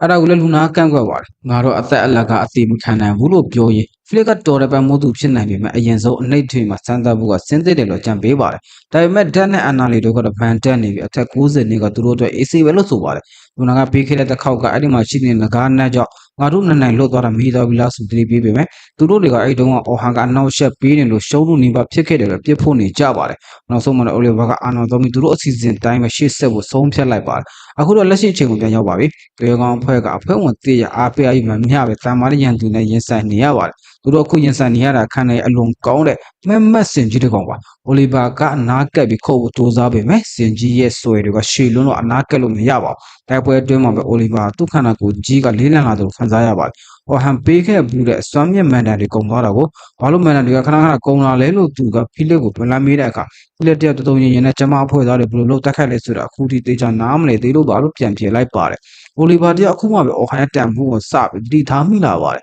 ်အော်ဟန်တုန်းကဆိုရင်ပထမနေ့မှာတည်းတနင်္လာမပြည့်ခင်အားလုံးတက်ခိုက်ပုံကိုနားလဲသွားခဲ့တာပါအခုတော့ရှေ့တန်းကဒက်ကမမက်စတန်ကြီးရဲ့တန်ကိုမခံနိုင်တော့ပဲလဲကြလို့နေပါဖြစ်နေပါပြီအဲ့ဒါကိုဘေးကအန်နာလီကသူ့မောင်ထီတော့မလို့ဆိုပြီးလမ်းဆူနေသေးတာတကယ်တော့တက်ကအရင်ကဆိုဒီလိုတက်ခိုက်မှုကို AC ကကွယ်နိုင်ပေမဲ့ဒီနေ့မှာတော့သူ့ခန္ဓာကိုယ်ကြီးကဘလို့မှထိမရအောင်လေးလံနေတာပါအန်နာလီကလည်းသူမရဲ့မင်းကြီးစံမန်တိုင်နဲ့ပြစ်ခတ်ပေမဲ့စင်ကြီးကရားတော်မရားပါဘူးသူလေးဘကအန်နာလီနှောက်နေတာလားလို့ထင်သွားပေမဲ့တကယ်တမ်းသူမရဲ့တက်ခိုက်နိုင်စွမ်းတွေတတိတအားနေနေတာပါအိုလီဗာကအဖွဲ့ဝင်တီဖီလစ်ကိုမန်တန်မြစ်တင်မှုအော်ခိုင်းပေမဲ့ဖီလစ်ကမြစ်ထားပြီးသားလို့ပြောပါတယ်အန်နာလီကထက်မှန်ကြိုးစားပေမဲ့လည်းရန်သူကိုဘာတန်ရမှမပေးနိုင်ပါဘူးအိုလီဗာစဉ်းစားမရဖြစ်နေတာဖီလစ်ရဲ့ပန်ပိုးမော်ကအော်ဟန်တက်အများကြီးပိုလာတင်တာပါဒါပေမဲ့ရှီတန်းမှာတက်ကတော့အသေးလဲခံနေရပါတယ်အိုလီဗာကအန်နာလီကိုသူ့ဘေးကရန်သူကိုပတ်တိုင်းခိုက်ပြီးမဲ့ရန်သူကသူမလှုပ်ရှားမှုဆက်ချင်းရိမ့်ပြီးပြန်တိုက်ခိုက်လိုက်တာကြောင့်အန်နာလီနောက်ဆုတ်လိုက်ရပါတယ်အိုလီဗာကဖီလစ်ကိုရန်သူလှုပ်ရှားမှုကိုကြည့်ပြီးအဖွဲ့ကိုသတိပေးအောင်လို့ခိုင်းလိုက်တဲ့အခါဖီလစ်ကအဲ့ဒါမျိုးကြတမမလုပ်တတ်ဘူးလို့ဒေါ်မန်စကားဆိုလာပါတယ်။အဲ့မိုးသူဆိုတာတိုက်ပွဲစီစဉ်မှုကိုနားလည်ရပါလေလို့အိုလီဗာကငင်းခုန်ပြီးပဲဖီလစ်ကသူမဟာလက်ရှိမှာပတ်မိုးမှန်တယ်တွေပဲသုံးတက်သေးတာပါ။ဖွဲ့သားအားလုံးကဘာကြောင့်ဒီလောက်အားနေသွားတတ်လဲဆိုတာအိုလီဗာဆိုပြီးဆိုတာဖြစ်နေတော့လူနာကအနားကိုချေးကပ်လာပြီးအမှန်တရားကိုရှင်းပြဖို့လုပ်ပါတယ်။ဒါပေမဲ့သူမပြောခါဒီမှာပဲဘာလို့တုံလုံးသွားစီမယ်ငကားနဲ့ကြီးပေါ်လာပါတော့တဲ့သူရဲ့အရှင်မာကကြောက်စရာကောင်းလို့လူတန်းသွေးပြက်နေကြပါတယ်။အနီနာက boss area ကနေထွက်လာတာအကြောင်းမရှိပေမဲ့အခုတော့မမက်စင်ကြီးကိုပြောစစ်တဲ့ကောင်နင်းချေပြီးသူတို့ရှေ့ကိုရောက်လာပါပြီ လူနာကအမြန်ပြန်ဆုပ်ဖို့អော်လိုက်ပေမဲ့မာနကြီးတဲ့တက်နဲ့အန်နာလီတို့ကငင်းဆန်ပါတယ်အိုလီဗာကလည်းငါတို့အရင်ကနိုင်ခဲ့တာပဲအခုလည်းနိုင်မှာပါဆိုပြီးငကားနဲ့ကိုဝင်တိုက်ပါတယ်ဒါပေမဲ့ငကားကြီးရဲ့မီလုံးတစ်ချက်နဲ့တင်တက်ကဒိုင်းလွတ်ပြီးလွတ်ထွက်သွားပါလေရောလူနာကတက်ကိုပူတာဖို့ပြီးသွားချိန်မှာအိုလီဗာကဖီလစ်ကိုဘာလို့မန်နဲ့မထည့်သားလဲလို့អော်မေးပါတယ်ဒါပေမဲ့ဖီလစ်ကတော့ကြောက်လုံးလို့ကြောက်ရွံ့လို့ဖြစ်နေပါတယ်အန်နာလီရဲ့မီလန်မန်တန်တွေကငကားကိုဘာမှမဖြစ်စေပဲငကားရဲ့တံပြန်တိုက်ခိုက်မှုကြောင့်သူမပါတန်ရအပြင်းထန်ရသွားပါတယ်အခြေအနေကတော်တော်လေးဆိုးဝါးနေပါပြီငကားနတ်ကြီးကသူ့ရဲ့အပြင်းထန်ဆုံးတိုက်ခွဲကိုပြင်ဆင်နေတဲ့ချိန်မှာအိုလီဗာကဖီလစ်ကိုအတိပြန်ဝင်အောင်ဟစ်လိုက်ပြီးမန်တန်အကူညီနဲ့ကိုထုတ်လွှင့်လိုက်ပါတယ်ပောက်ကွဲမှုကြီးဖြစ်သွားပေမဲ့ဖုံလေးလေးကြားထဲထွက်လာတဲ့ငကားကြီးကတော့ဘာဒဏ်ရာမှမရပဲအကောင်းတိုင်းပါပဲဒီတပ်ပွဲကဘလို့မှမနိုင်နိုင်မှုဆိုပါအိုလီဗာလက်ခံလိုက်ရပါပြီသူကလူနာကိုဘာလို့မလဲအကူတကြီးနဲ့မေးလိုက်တဲ့အခါလူနာကရှင်ကခေါင်းဆောင်မစက်ကိုထိန်းသမ်းပါလို့ပြန်ဝရပါတယ်နောက်ဆုံးနီလန်းအနေနဲ့လူနာကရေးပေါ်လွတ်မြောက်ရေးပစ္စည်းဖြစ်တယ်လီပို့ကိုတုံးဖို့သွန်ပြလိုက်ပါတယ်ဒါပေမဲ့ဒီပစ္စည်းကအန်ဒီယကင်းနေရာကိုပို့ပေးမှာတော့မဟုတ်ပါဘူးဖိလစ်ပြပြချက်ရဆိုဒီတယ်လီပို့ကသူတို့ကတခြားအထက်တစ်ခုကဘောအေရီယာထဲကိုကြာပန်ပို့ဆောင်ပေးမှာပါအထက်ထပ်ဖြစ်မလားအောက်ထပ်ဖြစ်မလားမသေးကြပါပဲအခုလိုလောဆယ်အရင်ကကြိမ်လက်ထက်ကသေခံရမယ့်အစားနောက်ထပ်ဘော့တစ်ကောင်လေးရင်ဆိုင်ရတာကမှအခွင့်အရေးရှိအောင်မယ်လို့ယူဆပြီးသူတို့ထွက်ပြေးဖို့ပြန်ကြပါတော့တယ်အခြေအနေတော်တော်လေးဆိုးဝါးနေတာမို့အိုလီဗာကတယ်လီပို့ကိုထုတ်ပြီးမြေပုံကိုပြစ်ချလိုက်ပါတယ်အဲ့ဒီအခါမှာတခြားနေရာကိုပြောနိုင်မယ်လမ်းကြောင်းတစ်ခုပွင့်လာပါတော့တယ်အဖွဲ့ဝင်တွေတိုင်းရန်နဲ့ပေါ့ပြိုးတော်ဝင်ကိုစူးစမ်းပြီးမယ်ငကားနတ်ကြီးကမင်းတောက်တွေနဲ့တားဆီးထားပါတယ်ဒါပေမဲ့ထူးဆန်းတဲ့ငကားကြီးကသူ့ကိုယ်တိုင်အဲ့ဒီတယ်လီတိုကိုစိုးဝင်သွားပြီးတော့သူဝင်သွားတဲ့လမ်းကြောင်းကဝုန်းကနေပြန်ပိတ်သွားပါတော့တယ်တက်ကတော့ဘီလို့သွားပြီးဆိုပြီးတပင်းချနိုင်ပေမဲ့လူနာကတော့မျက်နှာပြက်နေပါတယ်ဒါကအဆိုးဆုံးပဲတဲ့ဘာလို့လဲဆိုရင်အင်အားကြီးတဲ့ငကားနတ်ကြီးကအစာပြုတ်ဆွမ်းသောသူတွေရှိတဲ့အနှိပ်ပိုင်းတွေကိုရောက်သွားပြီးဒုက္ခပေးနိုင်လို့ပါပဲဒါကြောင့်သူမကဘီးကိုကြောင်းကြဘူးလူတိုင်းကအတေးတမခေါ်ထုတ်ခိုင်းပြီးတယ်လီပို့လို့ဆုံးဖြတ်လိုက်ပါတယ်ဒါကအရေးပေါ်အခြေအနေမှာတုံးတဲ့ဂိတ်ကတ်ကိုလှုပ်ဆောင်ရမှာဖြစ်ပြီးဒီလိုလုပ်ရင်ဂီးရဲ့ပြစ်ပေးမှုကိုခံရနိုင်ပေမဲ့အခုတော့တခြားအနေနဲ့မရှိတော့ပါဘူးလူနာကတန်ရာရထားတဲ့တက်နဲ့အန်နာလီကိုကုသပေးရင်စကားတစ်ခွန်းဆိုလိုက်ပါတယ်ငါတို့ငကားနဲ့ကြီးနဲ့ပြင်ရင်စားတဲ့အခါမှာဖီလီရဲ့နေရာအော်ဟန်ကိုပြန်စားထိုးဖို့လိုလိုက်မယ်အဲ့ဒါကိုကျွန်တော်အဖွဲ့ဝင်တွေကကန့်ကွက်ကြတာပေါ့အဲ့ဒီမှာလူနာကသူရဲ့အဖွဲ့ဘာလို့အားနေသွားရတယ်ဆိုတဲ့အမှန်တရားကိုပြောပြလိုက်ပါတယ်တကယ်တော့ကျွန်တော်အားလုံးကအရင်တိုင်းတမ်းမာနေတော့မှာပဲဘာမှပြောင်းမလဲသွားဘူးလို့သူမကပြောလိုက်တဲ့အခါအိုလီဗာကနားမလည်နိုင်ဖြစ်သွားပါတယ်ငါရအပြင်းထန်ဆုံး dash win တော့ငကားကိုဘာမှမလုပ်နိုင်တာဘာလို့လဲလို့ပေါ့လူနာရဖြစ်ကရိုးရိုးလေးပါကျွန်တော်စီမှာအော်ဟန်မရှိလို့ပေါ့သူမကဆက်ရှင်းပြပါတယ်ပုံမှန်ဆိုရင်ပန်ပိုးမှန်တန်တွေက3မိနစ်တော့ခံလေးရှိပဲမယ်သူတွေကောင်ဖွဲ့ဝင်တွေကမဟုတ်ခံနိုင်ရင်မြင့်လွန်းတော့ကြောင့်ပယ်ပန်းပိုးမှန်တန်မှာ2မိနစ်ချက်ပိုးမခံနိုင်ပါဘူးအထူးသဖြင့်အိုလီဗာဆိုရင်10မိနစ်တော့မပြည့်ပါဘူး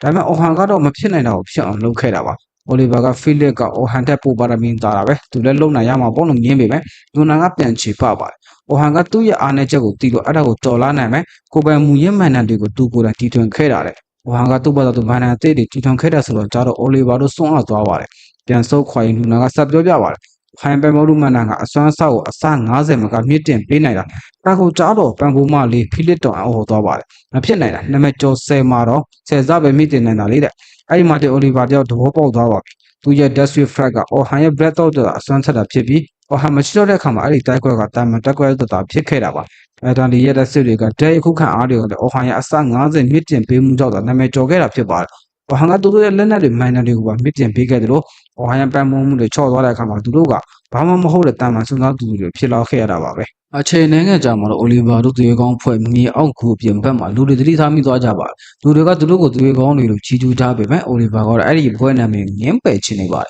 ဘာလို့လဲဆိုတော့သူတို့ရဲ့မစင်ဘူးကြောင့်စသားစွမ်းသားသူတွေကိုအန်ဒီရဲ့တွန်းပို့ခဲ့မိလို့ပေါ့ဒါပေမဲ့လည်းသူတို့ဟာငကားနဲ့ကိုတခါအနိုင်ယူလူတာမှန်ပဲလို့အိုလီဗာကငါတို့မှအော်ဟန်မရှိလို့ပါဘူးလို့ကိုညာပြီးဂျုံတူချမားနေရှေ့ဆက်နေသေးပါပဲနောက်တနေ့မနေ့ဆိုမှတော့ဆွမ်းသူခီးရဲ့နောက်ဆုံးနေ့ကိုရောက်လာပါပြီအော်ဟန်ကသူ့ရဲ့တပည့်လေးတွေကိုဒီနေ့ပန်းတိုင်းဟာအထက်36ကနေ50ထိတောက်ဖို့ဖြစ်ပြီးအထက်50တိရောက်လာတဲ့တယ်ဒီပို့ပုံဆောင်ခဲတွေကိုတုံးပြီးပြန်လာကြဖို့ညွှန်ကြားပါတယ်အော်ဟန်ကအုံမိုင်းနေတဲ့ကောင်းကင်ကိုကြည့်ပြီးတော့တကူမိုင်းလို့ခံစားနေရပါတယ်လိုကန်ဟာသူ့ကိုစိုက်ကြည့်နေတဲ့ပုံစံကြောက်လာဒါမှမဟုတ်တောင်ဘက်မြေအောက်ကူထဲမှာတကူဖြစ်နေတယ်လားဆိုတာသူအတက်မပြောနိုင်သေးပါဘူးဒါပေမဲ့လည်းတက်ကြွနေတဲ့ကိုလိုင်းကဒီနေ့ဘလို့ပဲတတော်ဝါတွေကိုရင်ဆိုင်ရပါစေရင်ခုန်လို့ရှားနေကြပါတယ်အော်ဟန်ကကရိုလိုင်းကိုယူတယောက်လိုရှေ့ကနေဇို့မပြေဘူးထပ်ပြီးတတိပေးရပြန်ပါတယ်ကရိုလိုင်းကလည်းရှေ့တန်းကနေစွမ်းကိုတိုင်းမှသာနောက်ကလူတွေတက်တာမှဖြစ်လို့ဒီလောက်ကိုရွေးချယ်ခဲ့တာပါလို့ကြောင်းပြပါတယ်။ဒါပေမဲ့အော်ဟန်ကလူတယောက်တည်းရဲ့အစွမ်းမှာကန့်သက်ရှိတယ်။ဖွဲ့ဝင်တယောက်အနေနဲ့တွေးတက်ဖို့လိုတယ်လို့သင်ခန်းစာပေးလိုက်ပါတယ်။အဲဒီမှာတင်လူကန်ကကိုရိုတိုင်းကိုဝင်ငေါက်ပါတယ်။ဆရာကမင်းကိုသေစနာနဲ့ပြောတာလေနာမည်ကျော် Airbus Sensi ရဲ့ဘလောင်မအသင်းဖွဲ့စိတ်တဲ့အရေးကြီးတယ်လို့ပြောခဲ့တာပဲတဲ့။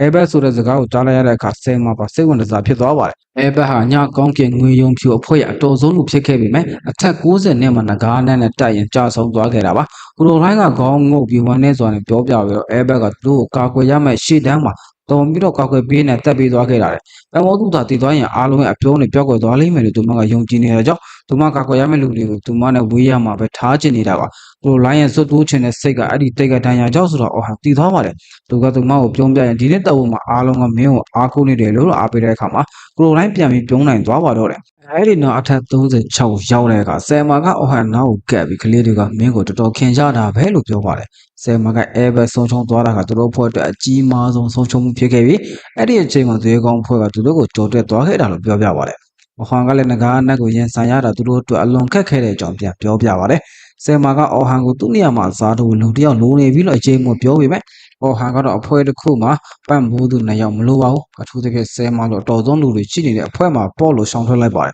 သူကတော်သမားဖြစ်ပဲရှေ့ဆက်ကိုဆုံးဖြတ်ထားတာကိုနောက်ဆုံးမှာတော့အထက်40ကိုရောက်တဲ့အခါဆယ်မာကအဖွဲဝင်တွေကိုခွဲလိုက်ပါတယ်အဖွဲတစ်ဆယ်ဟာသူတို့ချီးပဲတီးတဲ့တောင်းပေးခံရတဲ့အတွက်ကရိုလိုင်းကစိုးရင်တော့ပေမဲ့အော်ဟန်ကတော့ဒါကသူတို့အစွမ်းကိုယုံကြည်လို့ဖြစ်တယ်လို့မြေအောက်ကူရဲ့လမ်းကြောင်းအမျိုးမျိုးကိုရှာဖွေတဲ့အောင်တင်ပေးတာဖြစ်ကြောင်းရှင်းပြပြီးသူတို့ရဲ့တီးတဲ့စွန်သားခန်းကိုစတင်လိုက်ပါတော့တယ်ဒါပေမဲ့လည်းဒီလိုနေရာမျိုးမှာလူစုကွဲသွားရမယ့်အခြေအနေကိုကိုလိုလိုင်းတယောက်သဘောမကျနိုင်ဖြစ်နေပါတယ်။ဒါကိုအော်ဟန်ကဘာကြောင့်သတင်းချက်လက်တွေကိုအရင်ဆုံးစုဆောင်းဖို့ရေးကြီးလဲဆိုတာကိုအလေးနက်ထားပြီးရှင်းပြနေရပြန်တယ်။ပုံမှန်ဆိုရင်စောစောတော်သူတွေကလမ်းကြောင်းမှန်ကိုရှာဖွေဖို့နဲ့တခြားသူတွေကိုအချက်လက်မျှဝေနိုင်မှုအတွက်ဒီလိုမြေအောက်ထပ်တွေကိုအချင်းချင်းခါခါလှည့်ပတ်ပြီးပုံဆိုရတာလေ။ဒါကြောင့်လည်းအင်အားကြီးတဲ့အဖွဲ့တွေကပိုပြီးအသာစီရနေကြတာပေါ့။အဲ့ဒီနောက်မှာတော့ကိုလိုလိုင်းကကဲအခုတော့ဆရာလဲပဲဒီဝန်ကဘာရဲ့အတွင်းကြဆုံးထိရောက်ဖို့တဲ့သူဆိုတော့အသစ်တွေအတွက်တတိထားတာလေးတွေမျှဝေပါအောင်လို့တောင်းဆိုလိုက်ပါတယ်။လိုကန်ကလည်းအန်ဒီများတဲ့ဇုံတွေမှာသူတို့ကိုစောက်ကြိုနေပဲသူတို့ကစမ်းတွေအကြောင်းကြိုတင်လေးလာထားတာကောင်းမယ်လို့ထောက်ခံလိုက်တာပေါ့။အဲ့ဒီမှာနေဆရာဖြစ်သူအော်ဟန်ဒူရာက86ထားကနေစပြီးအောက်ဘက်အလော်တွေကစီးနေတဲ့ဖုံးလွှမ်းနေတောင်တန်းကြီးလိုပဲလို့စတင်ရှင်းပြပါတယ်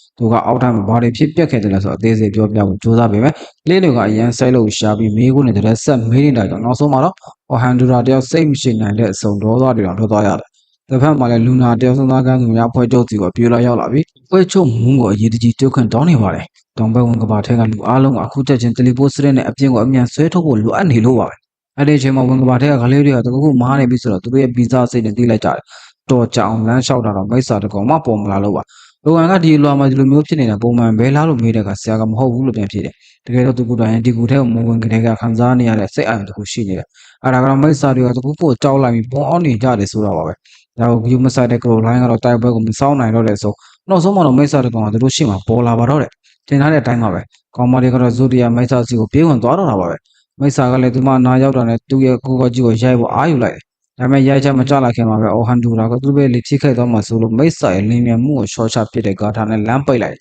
။လမ်းပွတ်သွားပြီဆိုတာနဲ့ကရိုလိုင်းကလင်းမြန်တဲ့ဓာတ်ချက်နဲ့ချက်နဲ့မိစ္ဆာကိုပြက်ရှင်းလိုက်ပြီးအောင်ပွဲခံတော့တာပေါ့။အဲ့ဒါကိုကြည့်ပြီးလိုကန်ကအော်ဘာဇောဂဘလင်တွေအယမ်းမြန်ပြီးတမ်းမာလာဆရာသာသူ့ကိုအချိန်ကိုရှော့ချပေးခင်အချိန်တွေကတမျိုးဖြစ်သွားနိုင်တယ်လို့ဆိုနေကြီးဝေဖန်လိုက်ပါတယ်။ကရိုလိုင်းကတော့သူမနိုင်သွားပြီပဲဆိုပြီးဆုံးမစကားတော့နားမဝင်ပေမဲ့အော်ဟန်ဒူရာကတော့အဖွဲ့ဝင်တွေကအခုခံသူဆိုတာအဓိကပဲလို့ပြတာပြောလိုက်ပါတယ်။မင်းသားအန်ဒီဖြစ်သွားရင်လူကန်နဲ့ဆိုဖီယာကမင်းကိုကယ်ဖို့ဘာမှမဆိုလုပ်ကြမှာ။အဲ့ဒီခါသူတို့ဘာအန်ဒီတွင်းနဲ့ကြောက်ဆင်းသွားလိုက်မယ်။ဒါကမင်းလိုချင်သောအရာပဲမဟုတ်လားတဲ့။လူတိုင်းကတကယ်ပဲစိုးရင်စိတ်ပြတ်သွားတော့မင်းတို့မှကရိုလိုင်းလည်းတောင်းပန်ရှာပါတယ်။အဲ့ဒီမှာတင်ဟန်ဒူရာကတက်ကြောက်တော့ဘွားကွယ်မှုလို့ခေါ်တဲ့နိစတဲ့အကြောင်းတင်ပေးဖို့ဆုံးဖြတ်လိုက်ပါတယ်။ဒါကရန်သူတက်ခတ်မှုကိုပဲဆွဲခေါ်ပြီးကိုကပြန်ပြီးထုတ်ချင်လို့လင်းလာပါ။ဥပမာတက်ချီတိုင်းကတက်ခိုက်လို့မယ်ဆိုရင်အာယူရစနေပဲ။လက်တီကိုမထိုးခင်ခြေလန်းတန်းလမ်းရတယ်လို့ပြောပေါ့။အဲ့ဒီချိန်မှာကရိုလိုင်းကရန်သူခြေတော့ကိုဖျက်တိုက်မယ်ဆိုရင်သူတို့တက်ခိုက်နိုင်မှာမဟုတ်တော့ဘူး။တကယ်ရန်သူလှုပ်ရှားမှုကိုဖတ်နိုင်ပြီးတိုက်ခိုက်မယ်။အချက်လက်တွေကိုတိတိကျကျဖျက်တော့နိုင်ခဲ့မယ်ဆိုရင်အဖွဲ့သားတွေထိခိုက်မှုကိုကွယ်ပေးနိုင်မှာဖြစ်ပါတယ်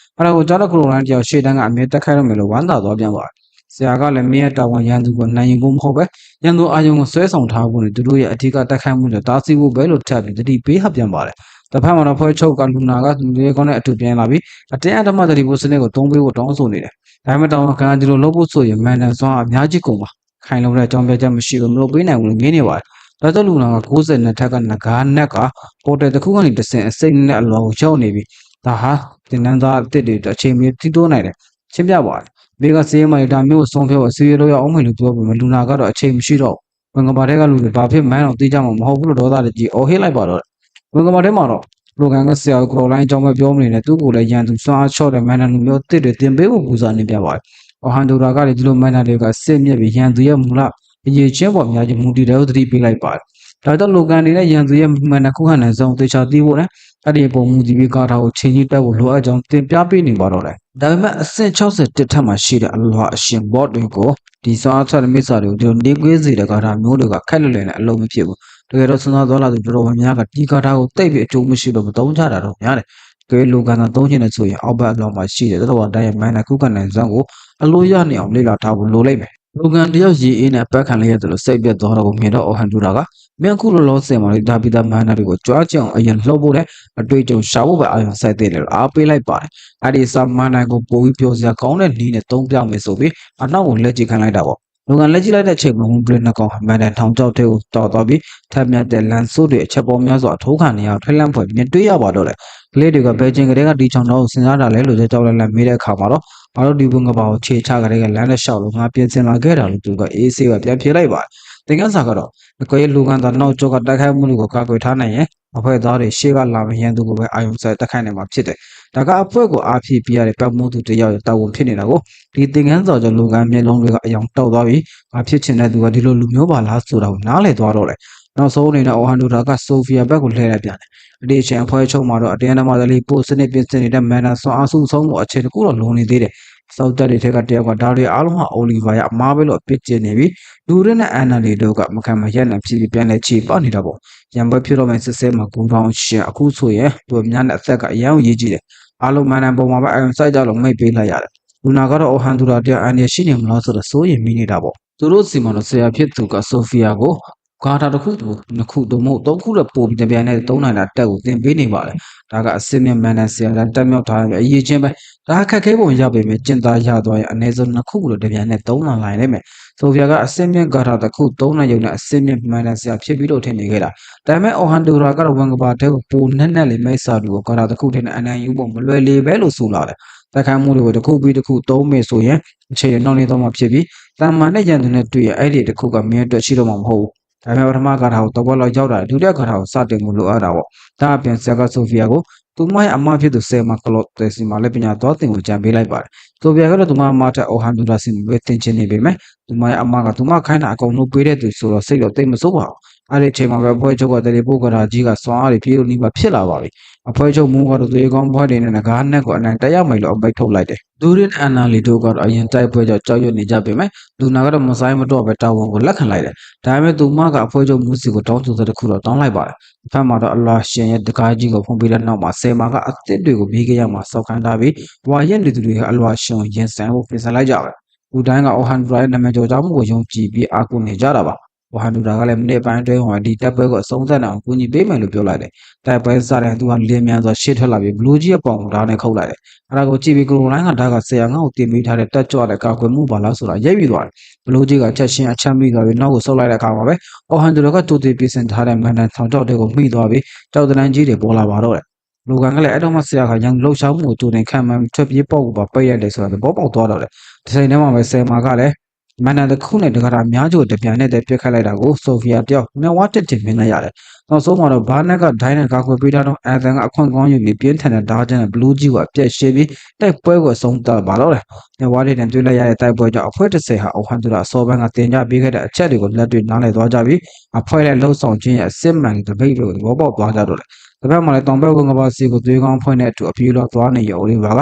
ဘာလို့အလွှာ40ကနေ50တက်ထက်ရှိတဲ့လူတွေဖယ်ခိုင်းရတာလဲလို့မေးတဲ့အခါလူနာကအဲ့ဒီမှာအော်ဟန်ရှိနေလို့ပဲလို့ဖြေလိုက်ပါတယ်အနာလီကတော့အဲ့ဒီအောက်ထပ်သားတွေနဲ့ဘာဆိုင်လို့လဲဆိုနားမလည်နိုင်ဖြစ်နေပေမဲ့လူနာကတော့ပြက်ပြက်သားပြီးတုံ့ပြန်လိုက်တယ်အခုငါတို့ရဲ့သူကောင်းဖွဲ့က accident ထဲမှာအားနေဆုံးပဲလေပြောရရင်ငါတို့ကြီးပဲဆိုရင်ငါးနဲ့ကိုရှင်းဖို့လုံးဝလမ်းမရှိဘူးအော်ဟန်ဒူရာကမပိုင်ဒီတိုက်ပွဲဘလုံးမှမဖြစ်နိုင်ဘူးအဲ့ဒါကိုကျတော့ဒူတွေတော့ဒေါသထုတ်သွားပေမဲ့လူနာကတော့သူမစကားကိုရှုပ်သိမ်းဖြစ်ပုံမပေါ်ပါဘူးနောက်ပိုင်းအလွှာ90ရဲ့ဘော်ရင်ဆိုင်ရတဲ့အခါမှာတော့ဆယ်မာကတိုက်စစ်ဖွင့်ဖို့အဲ့ဒါကိုအော်ဟန်ဒူရာကြီးလွှဲပေးလိုက်တယ်သူကသာဒီကနန်းကြီးရဲ့လက်မတွေကိုဖျက်ပေးလိုက်ရင်ကျန်တဲ့သူတွေကအခုံပဲအေးစေးရှင်းညုံပဲအဲ့ဒါဆိုရင်ငါတို့အိမ်ပြန်ဖို့အောင်ဝက်ခံဖို့အချိန်ပိုရတာလို့သူမကဆိုပါတယ်အော်ဟန်ဒူရာကမင်းပြောတာလွယ်လိုက်တာတော့နောက်ပြောင်းလိုက်ပေမဲ့သူမကတော့ရှင်ဆိုရင်တကယ်လုံနိုင်တယ်လို့ပြောလိုက်ပြီးယုံကြည်မှုပညာပြပြလိုက်ပါတယ်ဘာနိုင်ကတကယ်ပဲအဲ့ဒီကနန်းကြီးကိုတယောက်တည်းရင်ဆိုင်မလို့လောက်လို့ဆွေးနွေးကြည့်မေးတယ်ပဲအိုဟန်ဒူရာကတော့တလုံးချင်းမရှိပဲမိတ်ဆာစုကိုတန်းတိုးတဲ့သူ့ရဲ့ရိုက်ခတ်မှုစွာအိမ်ကိုတုံးပြီးကနန်းကြီးလက်မတွေကအမုတ်ချေပေးလိုက်ပါတယ်။ဒါဟာသူကိုယ်တိုင်ကြည်စံထားတဲ့မန်နတစ်ခုဖြစ်ပြီးလက်နဲ့ကြက်ခတ်မှုစွာအောက်ကိုခဏတာအတွင်းအစတရာအထိမြင့်တင်ပေးနိုင်တာပါ ဒါဟာတကယ်တော့မန်နန်စွမ်းရည်တက်ဒေါ်လာစကြီးခဲ့တဲ့ဖြက်လန်နင်းကြီးလို့ဖြစ်နေတာကြောင့်သူကိုယ်တိုင်တော့300လာအာနာပြီးပဲဒီလိုအောက်ဘက်အလွာတွေမှာတက်ရှင်ဖို့အတွက်တော့ဒါကိုသုံးဖို့ပေါ်ရမှာပဲလေနန်းကြီးအားနေသွားပြီးဆိုတာနဲ့ဆယ်မာနဲ့အားဖြစ်မှတ်တာနဲ့အဖွဲ့သားတွေကဝုန်းဝန်းတိုက်ခိုက်ပြီးရန်သူကိုအပြည့်ရှင်းလိုက်ကြပါတယ်အောင်ပွဲရပြီးတော့အားလုံးအိမ်ပြောင်းဖို့ပြင်ဆင်နေကြတော့မှမမျော်လေးပဲငကားနဲ့ကြီးကိုအခန်းထဲကရုပ်တည်းပေါ်လာပါတော့တယ်စွမ်းသားလာဆိုအားလုံးထိုင်လန့်ကုန်တာပေါ့ဝါရဲ့အစောက်ကြပြီးတော့ဒီတော့စွမ်းတဲ့ငကားကြီးရှေ့မှာကြောက်လို့လူတုံနေကြပြီနိုင်ငံတော်ရဲ့အတော်ဆုံးမှန်တာဖွဲ့သားလို့ကြော်ကြတဲ့ဆယ်မာတော့မှအခြေအနေကိုထိန်းချုပ်ဖို့ကြိုးစားရင်ချွေးပြတ်နေရတယ်အော်ဟန်ဒူရာကတော့အမြန်ဆုံးစဉ်းစားလိုက်တယ်ဒီလွာရဲ့အရှင်ကတည်သွားပြီဆိုတော့ငါတို့ကတယ်လီပိုသတင်းကြောက်စီရောက်အောင်တွားနိုင်လွတ်ပြီးလို့ပေါ့ဒါပေမဲ့ပြဿနာကမိတ်စာတွေကလူစုလူဝေးရှိတဲ့ကိုပဲဥတီတိုက်ခိုက်တတ်တာပါဆိုလိုတာကသူတယောက်တည်းထွက်ပြီးရင်လွတ်နိုင်ပြီပဲကျန်တဲ့သူတွေအကုန်သေးကုန်လိမ့်မယ်ဒါကြောင့်သူကတော့အစ်တွေကိုကောက်ွယ်ဖို့အတွက်တယောက်တည်းကြံခဲ့ပြီးတိုက်ဖို့ဆုံးဖြတ်လိုက်တယ်လူတိုင်းယုံကြည်မှုကိုအသက်နဲ့လဲပြီးကောက်ွယ်ပြီးဖို့သူတန်နေတန်ချလိုက်တာပေါ့ဝမ်ဒူရာဂရေးကအမြန်ဆုံးကောက်ွယ်ကြလို့អော်လိုက်တဲ့ခါမှာတော့ဆယ်မာကလည်းတတိပြောင်းဝင်လာပြီးသူမရဲ့လက်အောက်ငွေသားတွေကိုခံစစ်ပြင်ခံလိုက်ပါတယ်အဲတန်နဲ့ဘာနဲ့ကရှေ့ကနေတန်းနဲ့က KG ကမန်တန်တန်းကြီးတိဆောက်လိုက်တာပေါ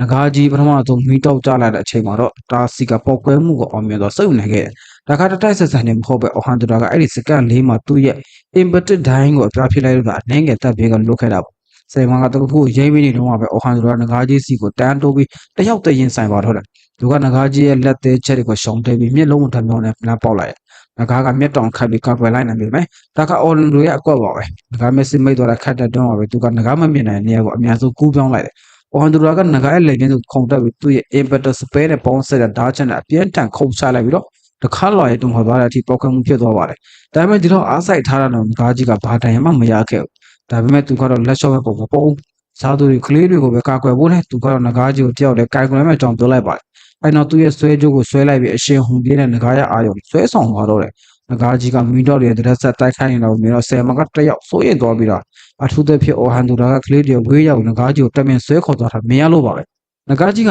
အဲဘက်စနီဘဲကိုတက်ခဲ့တဲ့ကြောက်စရာကောင်းတဲ့တော်ကြီးလေးဆယ်မကတော့ဒီလိုအဖြစ်မျိုးနောက်တစ်ချိန်ထမဖြစ်ပါစေနဲ့ဆူတောင်းရင်ရင်သမားမနဲ့ကြည်နေရပါတော့လေဒီလိုတိုက်ပွဲအချိန်တက်နေတော့မှပဲငကားကြီးကမီးတော့လုံးကြီးတစ်လုံးနဲ့တွေးထုတ်လိုက်ပြီမဲ့အော်ဟန်ဒူရာကသူကိုယ်တိုင်တီထန်သားနဲ့ယုံပြန်ဟက်တိုင်းနဲ့ခုခံလိုက်တယ်အဲ့ဒီမီးတော့ကငကားရဲ့ခေါင်းကိုပြင်မှန်သွားတော့ပေါ့အဖွဲ့တစ်စက်ကလေးတွေဆိုရင်သူတို့ရှေ့မှာအစောက်ကျက်အမေရိကန်မန်တန်ဆွမ်းအောက်ကိုကြည့်ပြီးမြင်တက်နေကြတော့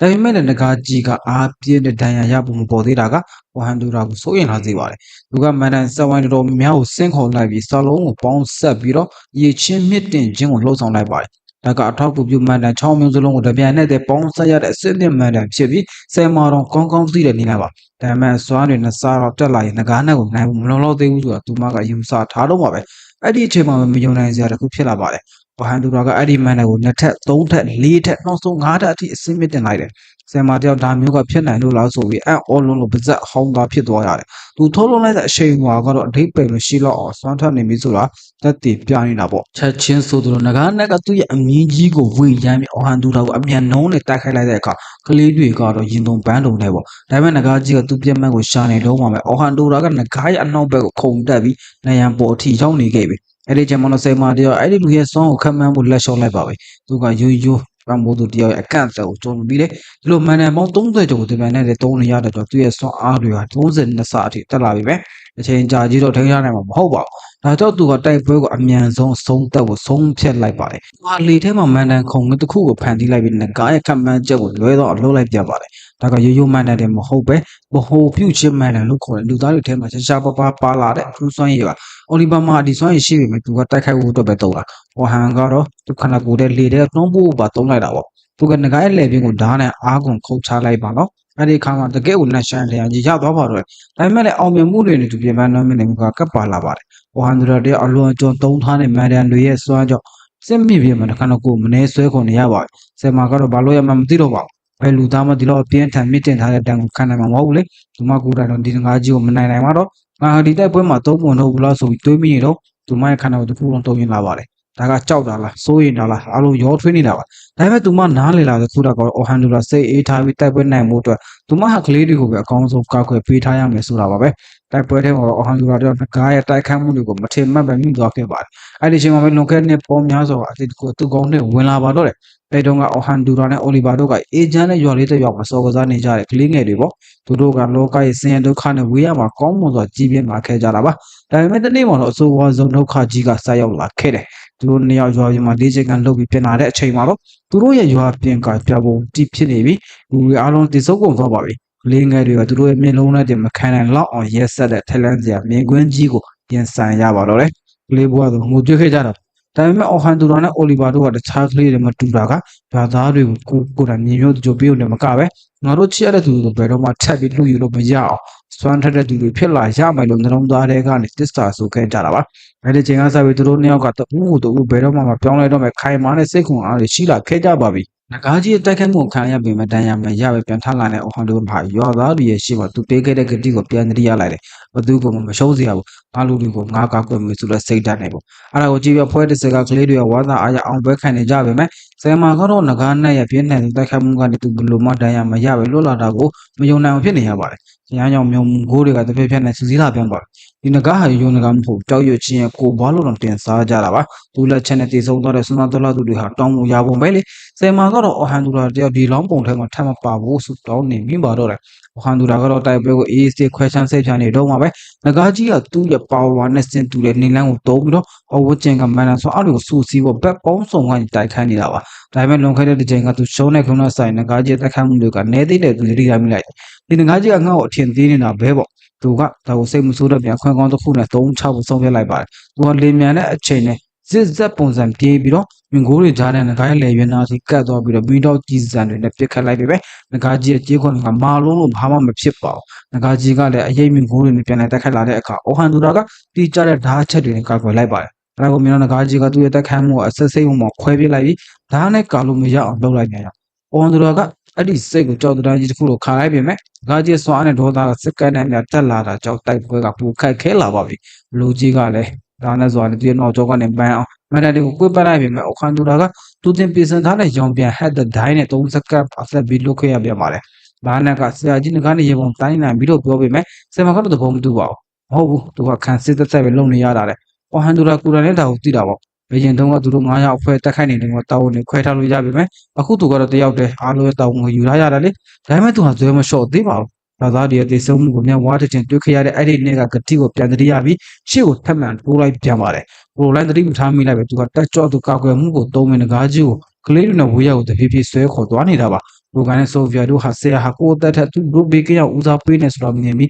စိတ်မကောင်းဖြစ်နေကြတာပေါ့အဲ့ဒီတော့မှတော့အဟန်ဒူရာကသူကိုယ်တိုင်တူထန်ထားတဲ့တိုးပွားခြင်းနဲ့တက်ခါတည်းလေးပြုလုပ်ခြင်းဆိုတဲ့မန်နယ်ကိုတုံးလိုက်ပါတယ်ဒါပုံဝင်ကျင်ကစွမ်းအားတွေကိုစိုးယူပြီးအရင်တိုက်ခွဲတွေကိုပိုပြင်းထန်တဲ့အချိန်နဲ့တက်ခါတည်းလေးပြစ်ခတ်တဲ့တောင်ကျော့မန်နယ်တွေပါဒီနည်းနဲ့သူကအန်နာလီရဲ့မန်မျိုးနဲ့ငကားကြီးကိုမင်းတော်တွေကြောင်းကပိတ်လောင်ထားနိုင်ခဲ့ပါတယ်ငကားကြီးကဒီတက်ခတ်မှုကနေလွန်မြောက်လာခဲ့ပေမဲ့အာနေသွားပါပဲခုတော့အော်ဟန်ဒူရာကတိုက်စစ်မှုအလေးကိုယူရတော့မယ်။လေငါအိုလီမလောက်ခဲ့တဲ့အခန်းကဏ္ဍပေါ့။သူကမော်စွမ်းအားနဲ့ပုံဝင်ချင်းကစွမ်းအားတွေကိုစုပ်ယူလိုက်တယ်။သူရဲ့ဓာတ်ကအိုလီဗာကိုရွှေရောင်တောက်မတက်ငကားကြီးကတော့သူရဲ့လေနှက်နဲ့ဓာတ်အားတွေကိုရင်ဆိုင်ရတော့မယ်။ငကားကြီးကမီလုံးကြီးနဲ့ပြစ်လိုက်တဲ့အချိန်မှာပဲအော်ဟန်ဒူရာကနတ်ဖျားအလင်းတန်းနဲ့ပြန်လဲတုပ်ပြန်လိုက်ပြီးတော့မင်းတို့တွေကလွတ်စင်သွားပြီးအလင်းတန်းကြီးကငကားရဲ့လေပြင်းစီကိုတန်းတိုးသွားပါတော့တယ်။စွမ်းအားနဲ့နီးကပ်လာတဲ့မြတ်အော်ဟန်ဒူရာကရိုက်ခတ်မှုကောက်ထားကိုတုံးပြီးတိုက်ကွဲရဲ့အရှိန်စွမ်းကိုမိတော့ပါတော့တယ်။အဲ့ဒီခါမှတော့ငကားကြီးခန္ဓာကိုယ်အစိတ်ပိုင်းကိုမြေပြင်ပေါ်ပြတ်တောက်ကျဆင်းသွားပါတော့တယ်။ဒါပေမဲ့လူတိုင်းမျှော်လင့်ထားတဲ့ငကားရဲ့အကောင်မဟုတ်ခဲ့ဘူး။ငကားကြီးကသူ့ရဲ့အရေးကြီးဆုံးအစိတ်ပိုင်းကိုကာကွယ်ဖို့အတွက်ပြက်အမျိုးကိုအနစ်နာခံပြီးဖျက်ခံလိုက်တာပါ။အဲ့ဒီအချိန်မှပြီးအော်ဟာဒူရာကြောင့်ဒီတိုက်ပွဲကအနိုင်ရဖို့ဆိုတော့မလွယ်ကူတော့ဘူးဆိုတော့ရိပ်မိလိုက်ပါတယ်။ဒါပေမဲ့ဒီငကားကြီးကတက်ခိုက်ရမယ့်အကြောင်းပြချက်ဘလူပဲရှိသူ့မှာလည်းရှုံးနေလို့မဖြစ်ရတဲ့အကြောင်းပြချက်ရှိနေပါတယ်။အဲ့ဒီရဲ့ချက်အတွက်ဆိုသူဟာဘောင်းဆိုလို့အစင်သေးပါပဲ။ကြတော့ပြန်ဖက်တဲ့ဦးစလုံးကတော်တော်လေးအားရနေကြပြီ။ဒါပေမဲ့တိုက်ပွဲကနေကွေးသွားမယ့်အစား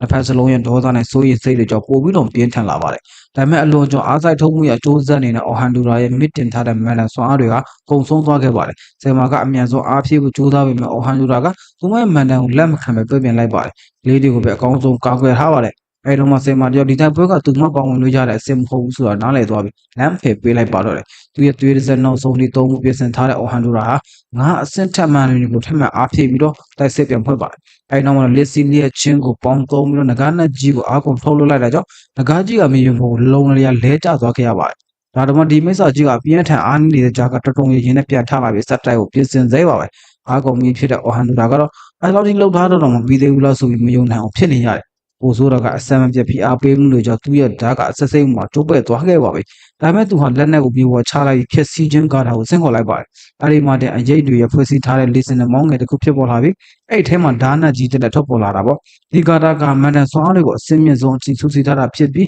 special magic တွေတော့စွမ်းအားထက်သာလွန်သွားပါတယ်အဲ့ဒီစစ်မြစ်လက်နက်ကိုကင်ဆယ်ပြီးအော်ဟန်သူကရုံမြဟက်တိုင်းတွေလေထဲမှာပဲစင့်ကဲဖန်တီးလိုက်ပြီးနင်းကိုဟုံပြီးတော့ရန်သူကိုမစ်စီလေအောင်လှုပ်လိုက်တယ်ဖွင့်ကောင်းရတဲ့သူကကောင်းကင်ရန်ကနေအောက်ကခေးတလုံးကိုကိုလေးချိန်မြစ်တင်မှုကိုတိုးပြီးငကားစီကိုဒိုင်းကနေခုန်ဆင်းသွားပါတော့တယ်ငကားကြီးမိတော့လုံးကိုလည်း impact နဲ့ဖြစ်စီလိုက်ပြီးသူ့ရဲ့ပြတ်မှတ်စီကိုရောက်အောင်သွားခဲ့တယ်အဲဒီတိုက်ခိုက်မှုက nuclear ပေါက်ကွဲမှုတစ်ခုတော့ပြင်းထန်လွန်းလာပါတယ်မိခိုးတွေကြည်သွားတဲ့အခါမှာတော့မြန်မာနိုင်ငံနေတဲ့အသက်ရှင်တဲ့ရှိနေတဲ့အော်ဟန်တို့မြင်လိုက်ရတာကြောင့်လူပန်းဟာစိုးရင်စိတ်တွေအစားစိတ်အေးသွားရတဲ့အပြုံးတွေနဲ့သူ့ကိုသွေးကောင်းတယောက်လိုဝိုင်းဝန်းဂုံပြုတ်ကြပါတော့တယ်တစ်ဖက်မှာလည်းသွေးကောင်းအဖွဲ့ကဝန်ကမနောင်ကိုရောက်လာတေလီပို့အလင်းတန်းကိုမြင်လိုက်ရတယ်သူတို့နားရောက်သွားတဲ့အခါမှာငါးနက်ကြီးကအလောင်းပေးမှာဓာတ်နက်ကြီးကိုအားပြုတ်ပြီးရက်နေတဲ့အော်ဟန်ဒူလာကိုတွေ့လိုက်ရတာကြောင့်အဖွဲ့တစ်ခုလုံးမြင်သက်သွားကြတယ်။အဲဒီနောက်မှာတော့အဲဒီဓာတ်နက်ကြီးကလေထဲမှာသဲတွေလိုကြေမပြည့်စည်သွားပါတော့တယ်။လူနာကဆိုရင်နေကြီးပြေးလာပြီးကုသဖို့ပြောပေမဲ့အော်ဟန်ကတော့သူမှပခုံးပေါ်ပြီးတန်တာတွေကိုဆက်ပြီးကူညီပေးပါအောင်သူတို့လည်းပြောလိုက်တယ်။လူနာကတော့သူတယောက်တည်းငါးနက်ကြီးကိုရက်ဆန်ခဲတာလားဆိုပြီးတန်တယောက်ဝင်လာတာပေါ့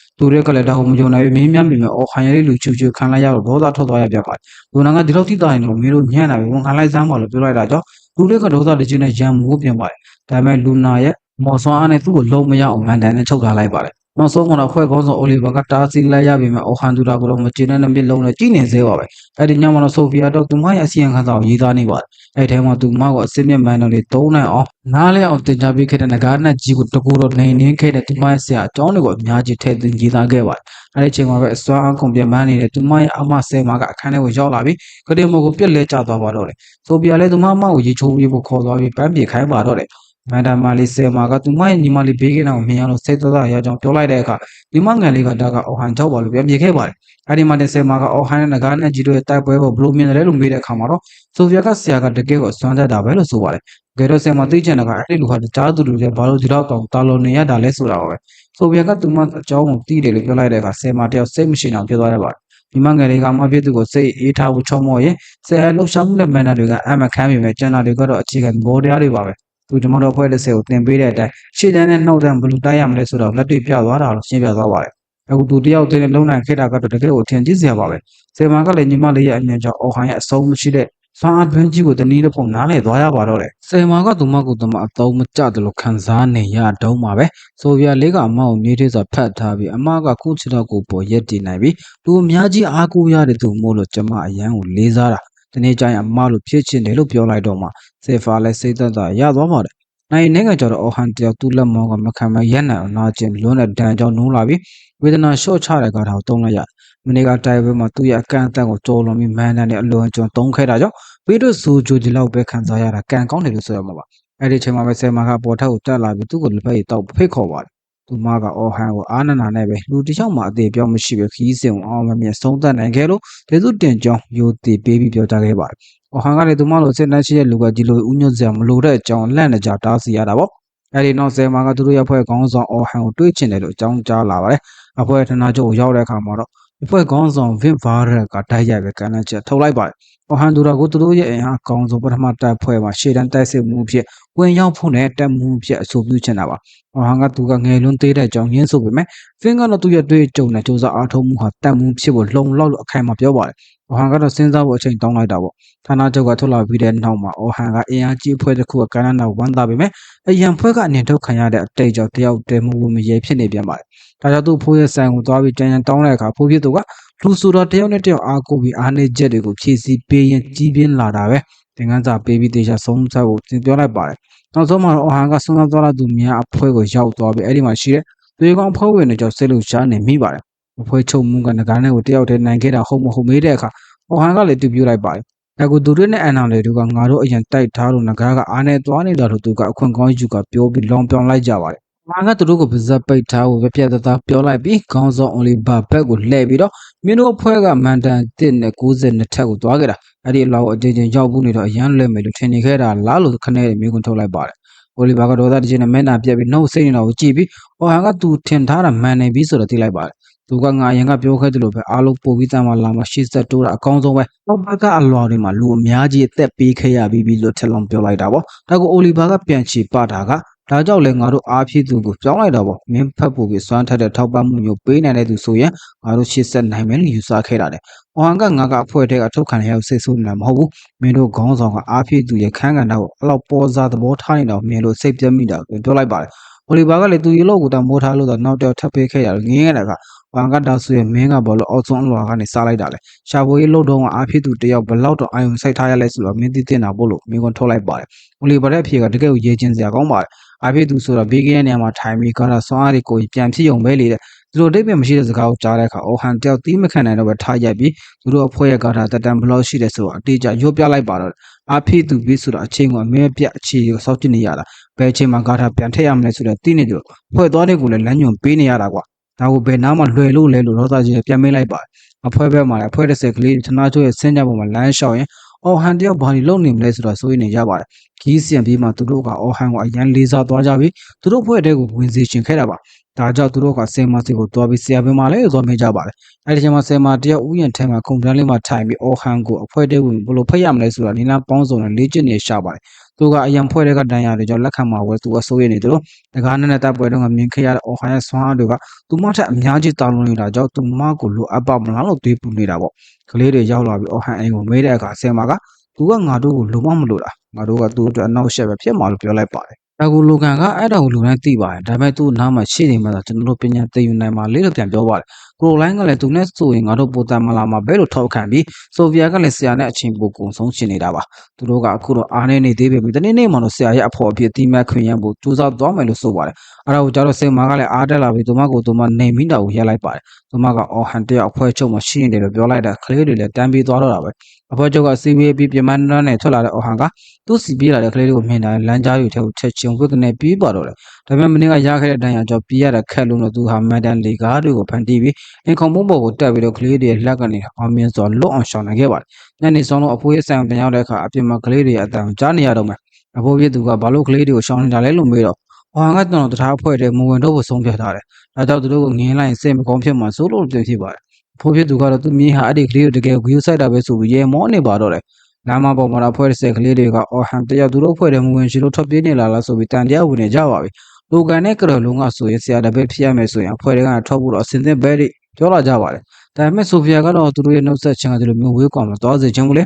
ဆိုင်ထဲမှာတော့ဘိုးပြီးသူကမင်းပြေးဝင်လာတာကြည့်ရတာပျော်နေတဲ့ပုံပဲအဲ့ဒီကလေးတွေကမင်းကိုတကယ်ခင်ကြတာပဲနော်လို့မှတ်ချက်ပြောပါတယ်အဖိုးကသူ့မြေးဟာကိုပဲနားခိုရနေရတခုကိုရှာနေတယ်ဆိုတာနားလည်ပါတယ်ဒါပေမဲ့မင်းတယောက်တည်းအဲ့ဒီနေရာမှာရှိနေကြမလို့ပါဘူးတခြားသူရဲ့အကူအညီနဲ့လမ်းတစ်ခုကိုရှာလို့ရတယ်သင်ခန်းစာပေးလိုက်ပါတယ်ညနေရတော့အဟန်ကအဖိုးပြောတဲ့စကားကိုတွေးရင်လှည့်ကွင်းပြင်တလျှောက်လမ်းရှောင်းနေတော့မမျော်လင့်မဲ့ဆိုဖီယာပေါ်လာပြီးမနေ့ကအားလုံးကိုကိတ်တင်ပေးခဲ့လို့ကျေးဇူးတင်စကားဆိုပါတယ်သူတို့ဖွဲ့တဲ့ခုလိုတနေ့ကိုလိုက်ရှာနေတာဘယ်တွေရောက်နေတာလဲမေးတဲ့အခါအဟန်ကစကားလမ်းကြောင်းလွဲပြီးဒီချင်းချင်းပြန်မှာမလုပ်တာလဲလို့မေးလိုက်ပါတယ်ဆိုဖီယာကဒီနေရာဟာသူမကြိုက်ဆုံးနေရာဖြစ်ပြီးအဖွဲချုပ်နဲ့လည်းနီးနေလို့ခဏခဏလာတက်ကြောင်ပြောပါတယ်သူမကကောင်းကင်ကိုကြည့်ရအမောင်ဆုံးနေရာမှာတော့တာမင်ကြီးကတော့လင်းလက်နေတော့ပဲလာကိုကြည်တိုင်းခွန်အားတွေရသလိုခံစားရတယ်တဲ့အဲ့ဒီမှာသူမကညနေစီယံကငွေယုံဖြူများဖွဲ့ဆိုတဲ့အမိလေးနဲ့တိတ်ပဲရှင်းပြပါတယ်တာမင်ကိုညရဲ့လမ်းပြသူလို့ခေါ်ကြတာမို့သူတို့ရဲ့အဖွဲရည်ချက်ကဆုံးသွားလာသူတွေအတွက်လမ်းပြသူတွေဖြစ်လာဖို့ပါပဲအဲ့ဒီစကားကိုကြားတဲ့အခါအော်ဟန်ရဲ့စိတ်ထဲမှာလွန်ခဲ့တဲ့အချင်းတော်ကြားကသုံးတယောက်နဲ့စကားပြောဘူးသလိုမျိုးခံစားရပြီးမင်္ဂလိတရားရဲ့ပုံရိပ်ကသူ့ကောင်းထဲမှာဝီကနေပေါ်လာပါတယ်အဲ့ဒီအချိန်မှာပဲဆိုဖီယာကတက်တက်ပဲတောင်းဆိုလိုက်ပါတယ်ကျွန်တော်တို့အဖွဲ့တွေကိုဝင်ပေးပါဆရာတဲ့အော်ဟန်ကဒီအဖွဲ့ကမင်းအတွက်ဘလို့နေရာမျိုးလဲလို့မေးတော့ညီမလေးကကျွန်မကိုအများကြီးတင်ပေးခဲ့တယ်အပြုံးတွေအများကြီးတင်ပေးခဲ့တယ်ဒီအဖွဲ့ကကျွန်မရဲ့အိမ်မှာပဲလို့ဂုဏ်ယူစွာပြောပါတယ်အဲ့ဒီစကားကအဖိုးပြောခဲ့တဲ့ကိုပိုင်နားဟိုရဆိုတာထပ်တူကျသွားပြီးသူတို့နှစ်ယောက်ဟာလက်မင်းကြီးကိုကြည်ရအတွေးကိုစီနဲ့ငြိမ်သက်သွားကြပါတယ်တရက်အကြာမှာတော့အော်ဟန်ကဌာနချုပ်ကိုသွားပြီးအဖွဲ့တွေဝင်ဖို့ဆုံးဖြတ်လိုက်ကြောင်းဗင့်ကိုအသိပေးလိုက်ပါတယ်အဲ့ဒီအချိန်မှာပဲဆယ်မာကရောက်လာပြီးသူတို့ရဲ့အဖွဲ့ဝင်တစ်ကိုဂုဏ်ပြုရင်းအဖွဲ့ယူနီဖောင်းကိုပေးလိုက်ပါတယ်ခဏကြာမှတော့အော်ဟန်တယောက်ယူနီဖောင်းပြေးဆိုတဲ့အပြင်ထွက်လာတဲ့အခါသူ့ကိုလိုက်ရှာနေတဲ့ကလေးတွေနဲ့တိတ်တိတ်တိုးပြီးသူတို့အားလုံးဝမ်းသာအံ့ဩသွားကြတာပေါ့အဲဒီနောက်မှာတော့လွန်ခဲ့တဲ့နှစ်ပေါင်းများစွာကအော်ဟန်နဲ့အိုလီဗာတို့ကလေးဘွားဓားတိုင်းလေးကျင်းခဲ့ကြတဲ့အတစ်ကိုမြင်တွေ့ရပါတယ်အိုလီဗာကတာစီရပြီးအော်ဟန်ကိုဓားနဲ့လွှတ်ချခိုင်းတာနိုင်လိုက်ပါတယ်အဲ့ဒါကိုကြည့်နေတဲ့လူကြီးကအိုလီဗာကတန်ငါတို့ရဲ့ဆန္ဒကိုဖြည့်ဆည်းပေးနိုင်ပါဒီကလေးကတော့အနည်းဆုံးတော့သူရဲ့ခေါင်းတွေကိုကာကွယ်ပေးနိုင်ပါလို့ပြောခဲ့ပါတယ်အော်ဟန်ကတော့ရှုံးနေမှုကိုတိတ်ရေးမဆိုင်ပဲငါရှုံးပြီလို့ပြောလိုက်ပေမဲ့အိုလီဗာကတော့သူ့ငယ်ချင်းဒီထက်ပိုလုံးနိုင်တယ်ဆိုတော့ယုံကြည်လို့ဒီတိုင်းလက်မခံချင်ပါဘူးဒါပေမဲ့အိုဟန်ကတော့ဒါကသူ့ရဲ့အစွမ်းကုန်ပဲလို့ဆိုပါတယ်ကြတော့အိုလီဗာကသူ့ထက်အများကြီးတာလွန်သွားပြီဆိုတော့သူသိနေတာကိုအိုလီဗာထွက်သွားတဲ့အခါအိုဟန်ကငါတငယ်ချင်းကိုငါမသက်ချင်ဘူးလို့တယောက်တည်းရေရွတ်နေမိပါတယ် အဲ့ဒီအချိန်မှာစီယွန်တို့မင်းကလစ်ခေါ်လို့ပေါ်လာပြီးတော့ငယ်ချင်းရှုံးသားလို့လောင်တလုံးနဲ့ပြောနေပါတယ်။အော်ဟန်ကသူ့ရဲ့ပြောညံ့တဲ့အပိုင်းကိုမြင်တော့လို့စိုးရင်ပြီပဲ။စီယွန်ကတော့သူဟာတကယ်ကိုစွမ်းထက်တယ်ဆိုတာသိနေပါတယ်။အော်ဟန်ကတော့သူ့ရဲ့စိတ်ဓာတ်ပြောညံ့မှုကြောင့်တနေ့နေ့မှာအားနိုင်လာသလိုခံစားရပြီးလူကြီးတွေရဲ့အကြည့်တွေကိုလည်းမခံနိုင်တော့ဘူးလို့ဝန်ခံပါတယ်။အဲ့ဒီဝန်တော့ဝန်ပိုးကြီးကိုအိုလီဗာတယောက်တည်းထမ်းထားရတာကိုသူစိတ်မကောင်းဖြစ်နေတာပါ။အဲ့ဒါကိုကြားလို့စီယွန်ကရင်ဘတ်ကိုပုတ်ပြီးမင်းကိုတယောက်တည်းမထားဘူး။ရင်ဘေးမှာရက်တည်နေအောင်ငါလည်းစွမ်းထက်ရမယ်လို့ကတိပေးလိုက်ပါတယ်။သူတို့မှအတူတူနေနေရမယ်လူ့ဘဝချက်တကူရှိနေတဲ့ပုံပါပဲ။စီယွန်ကအော်ဟန်ကိုအစွမ်းကိုယုံကြည်ပြီးသူနဲ့အတူဘယ်နေရာကိုမဆိုလိုက်ဖို့အဆင်သင့်ပါပဲ။သူတို့နှစ်ယောက်စွမ်းထလာတဲ့တနေ့မှာတနေနေရာကိုအတူသွားကြမယ်လို့ကတိပြုကြပါတယ်။နောက်ဆုံးတော့ဂိုင်းကျိုးစီကိုတောင်ဘက်ဒေသအဖွဲ့မှရောက်လာပြီးလွန်ခဲ့တဲ့3ရက်ကဆွမ်းသားတော်လာသူတွေဟာငကားနဲ့ကိုတကူတော့နေရင်းလိုက်ပြီးဖြစ်ကြောင်းသတင်းပေးလိုက်ပါတယ်။အဲ့ဒါကိုကြတော့ဂိုင်းကျောက်ကြီးကဝမ်းမြောက်ဝမ်းသာဖြစ်သွားပြီးဘက်ကတောင်ဘက်ဝင်ကဘာကြီးကိုတိမ့်ပိုက်ဖို့အရှိန်ဟုန်တစ်ခုဖြစ်လာတော့မယ်လို့ယုံကြည်ပါတော့တယ်။ဂိုင်းကျောက်ကြီးကတော့ငကားနဲ့ကိုတယောက်တည်းရင်းဆန်ရဲတဲ့သူကတကယ်ကိုအယူပဲဖြစ်ရမယ်လို့ပြောလိုက်ပါတယ်။ဒါပေမဲ့ဖွဲ့ချုပ်မူကတော့ဒါကမမျော်လင့်မဲ့မိတ်ဆာကသူ့နဲ့မြေမဟုတ်တဲ့နေရာမှာပေါ်လာလို့အရေးပေါ်တုံ့ပြန်ခဲ့ရတာဖြစ်ကြောင်းရှင်းပြပါတယ်။ဂိုင်းကျောက်ကြီးကဒါကအနောက်ဘက်ဒေသပြတ်သုံးသွားတာနဲ့ပတ်သက်နေမလားလို့စိုးရိမ်မိပြီးငကားကိုတက်လိုက်တာအိုလီဗာလားလို့မြင်မြန်ခဲ့ပါတယ်။ဒါပေမဲ့တက်လိုက်တဲ့သူကအော်ဟန်ဒူလာဖြစ်နေတဲ့ဆိုတော့သိလိုက်ရတဲ့အခါမှာတော့ဒီမူမတ်ကြီးကစိုးရင်ပူပန်သွားပါတယ်။အကယ်၍အော်ဟန်သာသူ့ရဲ့မူလာဆွမ်းအားကိုပြန်လည်ဖုံးထုတ်နိုင်တဲ့အခြေအနေမျိုးရှိနေခဲ့ရင်သူဟာအောက်ဘက်အလွာကအရှင်တွေကိုဒီလောက်လွယ်နဲ့နိုင်ကိုကျွေးချယ်မှာမဟုတ်ဘူးဆိုတော့သူကတွေးနေတာပါ။မင်းတို့ကြီးကတော့အော်ဟန်တယောက်သူ့ရဲ့ငကိုအခြေအနေကိုပြန်မရောက်သေးပဲတခြားနည်းလမ်းတစ်ခုနဲ့ငကားကိုနိုင်ခဲ့တာမျိုးပဲဖြစ်ပါစေလို့မျှော်လင့်မိပါတယ်။ဘာဖြစ်ဖြစ်အော်ဟန်နဲ့ပတ်သက်တဲ့တခုခုထူးခြားရင်ချက်ချင်းသတင်းပို့ဖို့သူကအမိတ်ပေးလိုက်ပါတယ်။နောက်တနေ့မှာတော့တောနက်ကြီးထဲမှာဆွမ်းသားတော်သူတစုကရန်သူကိုအလွယ်တကူရှင်းလင်းနေကြတယ်။အဲ့ဒီမှာမျိုးသမီးတယောက်ကစစ်မြတ်အဖွဲ့9အဖွဲ့တောင်ပါလို့အတူတူအလုံးလုံးတာလဲလို့မေးတဲ့အခါသူမရဲ့လှုပ်ဖို့ကံဖက်ကတော့ရလာကတော့အတူတူပါပဲလို့ပြန်ဖြေခဲ့ပါတယ်။အဲ့ဒီအချိန်မှာပဲအဖွဲ့ခေါင်းဆောင်ဖြစ်သူကပုံနေတဲ့သူကိုထွက်လာဖို့မိတ်ပေးလိုက်ပြီးတော့ဌာနချုပ်ကသတင်းစကားပါလာတဲ့စေတမန်တယောက်ပေါ်လာပါတော့တယ်။သတင်းစကားကတော့တောင်ဘက်မှာငကားနဲ့ကိုတယောက်တည်းတတ်နိုင်တဲ့သူပေါ်လာပြီးအဲ့ဒီလူဟာရန်သူလို့သတ်မှတ်ခံရချက်ချင်းရှင်းပြရမယ်လေအဲ့ဒီဆွမ်းတော်တလတ်သူကဖះเจ้าနဲ့ပူပေါင်းထားသူဖြစ်နိုင်တယ်လို့လည်းဆိုပါတယ်အဲ့ဒီမှာလည်းဖွဲ့ကောင်းဆောင်ဖြစ်သူစီယွန်ကသူမကိုတေးဖွဲ့နဲ့တောင်းဝန်ကပါစီကိုချက်ချင်းသွားဖို့ဆုံးဖြတ်လိုက်ပါတယ်စီယွန်ကတော့တော်မတ်ဒေတာကအရှိဘက်လို့ပဲဖះเจ้าရဲ့နေမိဖြစ်တာကြောင့်ပိုသတိထားရမယ်လို့တွေးနေမိပါတယ်သူမကအော်ဟန်တေဆုံးသွားပြီးတဲ့နောက်သူ့ရဲ့ဆန္ဒကိုဆက်လက်ထိန်းဆောင်ဖို့ကျင်းဆိုထားတဲ့သူပါသူဟာသူမအချစ်ရဆုံးလူဖြစ်ခဲ့တယ်လို့သူတေဆုံးမှုဆိုတဲ့တဲ့ကိုကြားရတဲ့နေ့ကသူမရဲ့အသေးနှလုံးမှာတပါးတဲ့အေးခဲသွားရတာပေါ့သူမဟာအော်ဟန်ကိုတေတွင်နဲ့ပို့ခဲ့တဲ့ဖះเจ้าကလူကြီးကိုတပ်ပစ်ဖို့အတွက်ဘယ်သူမှအတားအဆီးမခံပဲရှေ့ဆက်ဦးတိုက်သွားမှာပါတစ်ဖက်မှာလည်းအော်ဟန်ဒူရာကငွေရောင်ယုံများအဖွဲ့ရဲ့အစည်းအဝေးမှာချီးကျူးခံနေရပါတယ်အဖွဲ့ခေါင်းဆောင်ဗင်ကအော်ဟန်ဟာသူရဲ့ကောင်ဖွဲ့မှာဒုံကစီမံခန့်ခွဲမှုအားလုံးကိုတောင်းယူခဲ့သူဖြစ်တယ်လို့အခုမှလည်းသူ့အဖွဲ့ကိုရေးပြီးအဖွဲ့သားတွေကိုကာကွယ်ခဲ့တာကြောင့်သူရဲ့အရင်ကကွယ်လွန်သွားတဲ့အဲဘက်နေရာမှာတက်မှုအဖြစ်ခန့်အပ်လိုက်ပါတော့တယ်ဆယ်မာကတော့သူမရဲ့လှုပ်ဖို့ကံဖက်နဲ့မျိုးကိုကြားလိုက်ရလို့လက်တွေတုံရင်သွားရှာပါတယ်။ဒါပေမဲ့တမှုတယောက်ဖြစ်မှုဆိုရင်ဂျန်တဲ့တမှုတွေ3ပုံ2ပုံထောက်ခံချက်လိုအပ်တာမို့မဲခွဲကြတယ်ပေါ့။အဲဒီမှာတမှုတယောက်ကထားရက်ပြီးဒီလူတစ်ကရေးချင်းရှိတာမှန်ပြီပဲ။သူကအဖွဲ့အတွက်အသက်ပေးဖို့အစဉ်သစ်ဖြစ်လာလို့မျိုးကိုထုတ်ပါတယ်။ဟိုဟန်ဒါကနာဒါစဉ်းစားလိုက်ပြီးတဲ့နောက်မှာတော့ကျွန်တော်အဖွဲ့အတွက်အသက်ပေးဖို့အစဉ်သစ်မဖြစ်သေးပါဘူးလို့ပြတ်သားဖြေလိုက်ပါတယ်။ဆွေခမ်းမတစ်ခုလုံးစူညံသွားပြီးဒါဆိုရင်မင်းကတမှုဖြစ်ဖို့မပြောနဲ့အဖွဲ့ဝင်ဖြစ်ဖို့တော့မတန်ဘူးလို့ပိုင်းပြောကြတာပေါ့အဲဒီမာတင်အော်ဟန်ကသူ့ရဲ့စစ်မှန်တဲ့ရွေချက်ကိုပြောပြလိုက်ပါတယ်ကျွန်တော်ယူဆရတဲ့သူတွေကိုကာကွယ်ခြင်းလို့ဒီဖွဲ့ထဲကိုဝင်ခဲ့တာအဲဒီလူတွေကိုကာကွယ်ဖို့ဆိုရင်တော့ကျွန်တော်အသက်ကိုပေးဖို့အမြဲအစဉ်သစ်ပါပဲအဲ့ဒီလူထဲမှာငွေရောင်ယုံဖွဲ့ဝင်အားလုံးလည်းပါဝင်ပါတယ်တဲ့ဒီအဖြေကတော့လူတိုင်းအတန်တရားကိုရှင်းလင်းလိုက်ပြီးဗင့်မြခွဲဆုံးဖြတ်ဖို့တီးပြုတ်လိုက်ပါတော့တယ်စီဝေးပြီးတဲ့နောက်မှာစေမကကျွန်တော်လူကိုထိတ်လန့်အောင်လှုပ်ပြန်ပြီးလို့ပြောတော့အော်ဟာကဒါကကျွန်တော်ရဲ့ပုံစံပဲလေလို့ပြန်ဖြေခဲ့ပါတယ်အခုတော့စေမကသူမရဲ့တကယ်ချင်းတစ်ကိုမဟာမိတ်တပ်ဖွဲ့ဝင်နဲ့မိတ်ဆက်ပေးဖို့ခေါ်သွားပါတယ်လူတိုင်းကတော့အဲ့ဒီသူရေကောင်းတစ်ကိုတွေ့ဖို့ဆဲလို့ရှားနေကြပြီပေါ့အဲ့ဒီအချိန်မှာမင်းကလေးတယောက်ကအော်ဟန်နဲ့စကားပြောဖို့ချီးကပ်လာပါတယ်စေမကသူမကစီမံခုတ်ခဲဌာနကအဲစတယ်လာဖြစ်ကြောင်းမိတ်ဆက်ပြီးတမိုးတစ်အနေနဲ့အဖွဲ့ဝင်တစ်တွေကိုလေ့ကျင့်သင်ကြားပေးဖို့အခုကြတောင်းခံလာပါတယ်ဟိုဟန်ကဒါက unit 1တာဝန်တွေကိုနောက်ဆက်ဖြစ်မလားလို့ဆိုရင်ပဲဆယ်မှာကတော့ငွေရောင်ဖွဲ့ဝင်သွေးကောင်းဖွဲ့လို့ငါးပါးထဲမှာရက်စက်နေလေးမရှိတဲ့အတွက်ချိန်ပိုထွက်မှာဖြစ်ကြောင်းပြောပြလိုက်ပါတယ်အမှန်တကယ်တော့ဖွဲ့စည်းကံရဝင်ကမာထဲမှာ3ရက်ထက်ပိုနေဖို့ကိုတားမြစ်ထားတာပါအဲလိုကောင်းမွန်လောင်းကွင်းချင်းတွေကိုကြားလိုက်ရတော့အော်ဟန်တယောက်အံ့ဩစွာနဲ့ပဲလက်ခံလိုက်ပါတော့တယ်အဲနောက်မှာ10မှာကတက်မှုကို unit 1အဖွဲ့တွေစီခေါ်သွားပါတယ်သူတို့ကအော်ဟန်ကိုငကားသက်သမားတယောက်ကိုထိုက်တန်ကြိုးဆိုကြတာပေါ့ဒါပေမဲ့ဖွဲ့ဝင်တွေပုံစံကိုကြည့်တော့အော်ဟန်ကတော့ဒီလူတွေကဖွဲ့ရဲ့အင်အားကောင်းဆုံးတပ်ဖွဲ့ဆိုတာဟုတ်ရဲ့လားလို့တန်တရားဝင်ပြီးသွားပါတယ်ဖွဲ့ထဲမှာအသက်24နှစ်နဲ့အကြီးဆုံးဖြစ်တဲ့ Ray Hellway ဆိုတဲ့ဆုံးမကြီးကသူမကသူမအမကြီးတယောက်လိုမိတ်ဆက်ပြီးအခုညီလွင်လာပြောဖို့ဖိတ်ခေါ်ပါတယ်အော်ဟန်ကသူမဝတ်စုံကိုကြည့်နေတာကိုရင်သားကိုကြည့်နေထင်သွားပြီးသေးတယ်လို့ထင်လို့လားလို့မေးလိုက်တဲ့အခါအော်ဟန်ကမဟုတ်ပါဘူးခင်ဗျာ ပြန်ဝတ်ထားတဲ့ဘွက်ဆိုရင်တော်ကြီးတာပဲလို့ပြောမလို့ပါပြန်ဖြေလိုက်ရပါတယ်အဲ့တော့အသက်18နှစ်ရွယ်ကုသရေးသမားလေးလူခရရှာကမိတ်ဆက်ပြီးတော်မသိတဲ့ဝီကိုလည်းမိတ်ဆက်ဖို့လမ်းသတိပေးလိုက်ပါတယ်စိတ်တုံနဲ့ပဲဝီဆာဗရီကသူဟာအဖွဲ့ရဲ့ခုခံသူဖြစ်ကြောင်းမိတ်ဆက်ပေးပါတယ်နောက်ဆုံးမှာ10မှာကအဖွဲ့ခေါင်းဆောင်နဲ့အားဖြည့်ပေးသူဖြစ်မိတ်ဆက်ပြီးအော်ဟန်ကတော့သူကအသက်18နှစ်ရွယ်ရှေ့တန်းတက်ဆက်မှုဖြစ်ကြောင်းအားလုံးနဲ့ရင်ပန်တောင်းနိုင်အောင်ကြိုးစားသွားမယ်လို့ဆိုပါတယ်ဖွဲ့သားတွေကအော်ဟန်ကိုအရန်ကြီးချင်းကြေးပြူငါမနေဘူးပြောပါတယ်သူတို့အားလုံးကတက်တူနေတာမှုတငယ်ချင်းတွေလိုပဲပေါ်ပါဆက်ဆံကြဖို့တိုက်တွန်းထားတာပါအဲဒီနောက်မှာတော့ဝေးကမင်းကားနဲ့ကိုဘလို့များနိုင်အောင်တိုက်ခဲ့တာလဲဆိုတာကိုမနေနိုင်မထိုင်နိုင်မေးပါတော့တယ်။ဟောကအဖွဲ့သားတွေဖြစ်တဲ့အတွက်တည်င်းချက်လက်မျှဝေဖို့ဆုံးဖြတ်လိုက်ပြီးသူရဲ့ကိုယ်ပိုင်ထန်တီးထားတဲ့ဂါထာတစ်ခုအကြောင်းရှင်းပြလိုက်ပါတယ်။ပထမတစ်ခုက impact ဖြစ်ပြီးတော့လက်နက်ဒါမှမဟုတ် mana တစ်ခုရဲ့အစွမ်းကိုအစတရအထိတိုးမြင့်ပေးနိုင်တာပါ။ဒုတိယတစ်ခုကတော့ support magic ဖြစ်ပြီးစွမ်းရည်တွေကိုထပ်ခါတလဲလဲမြင့်တင်ပေးနိုင်တဲ့ဂါထာပါ။ငကားနဲ့တိုက်တုံးကဆိုရင်သူက30နှစ်အထိတော့သုံးခဲ့တာပါ။အဲဒါကိုကြတော့လူစားနဲ့ rain လို့မြင်တတ်သွားကြပါ။ဒါပေမဲ့ဒီကားကသူ့ကိုယ်သူပဲသုံးလို့ရတာဖြစ်ပြီးခန္ဓာကိုယ်ကအကြာကြီးတောက်မခံနိုင်တာကြောင့်ငကားနဲ့တိုက်ပွဲပြီးမှသူအပြင်းထန်တရားရခဲ့တယ်လို့ရှင်းပြပါတယ်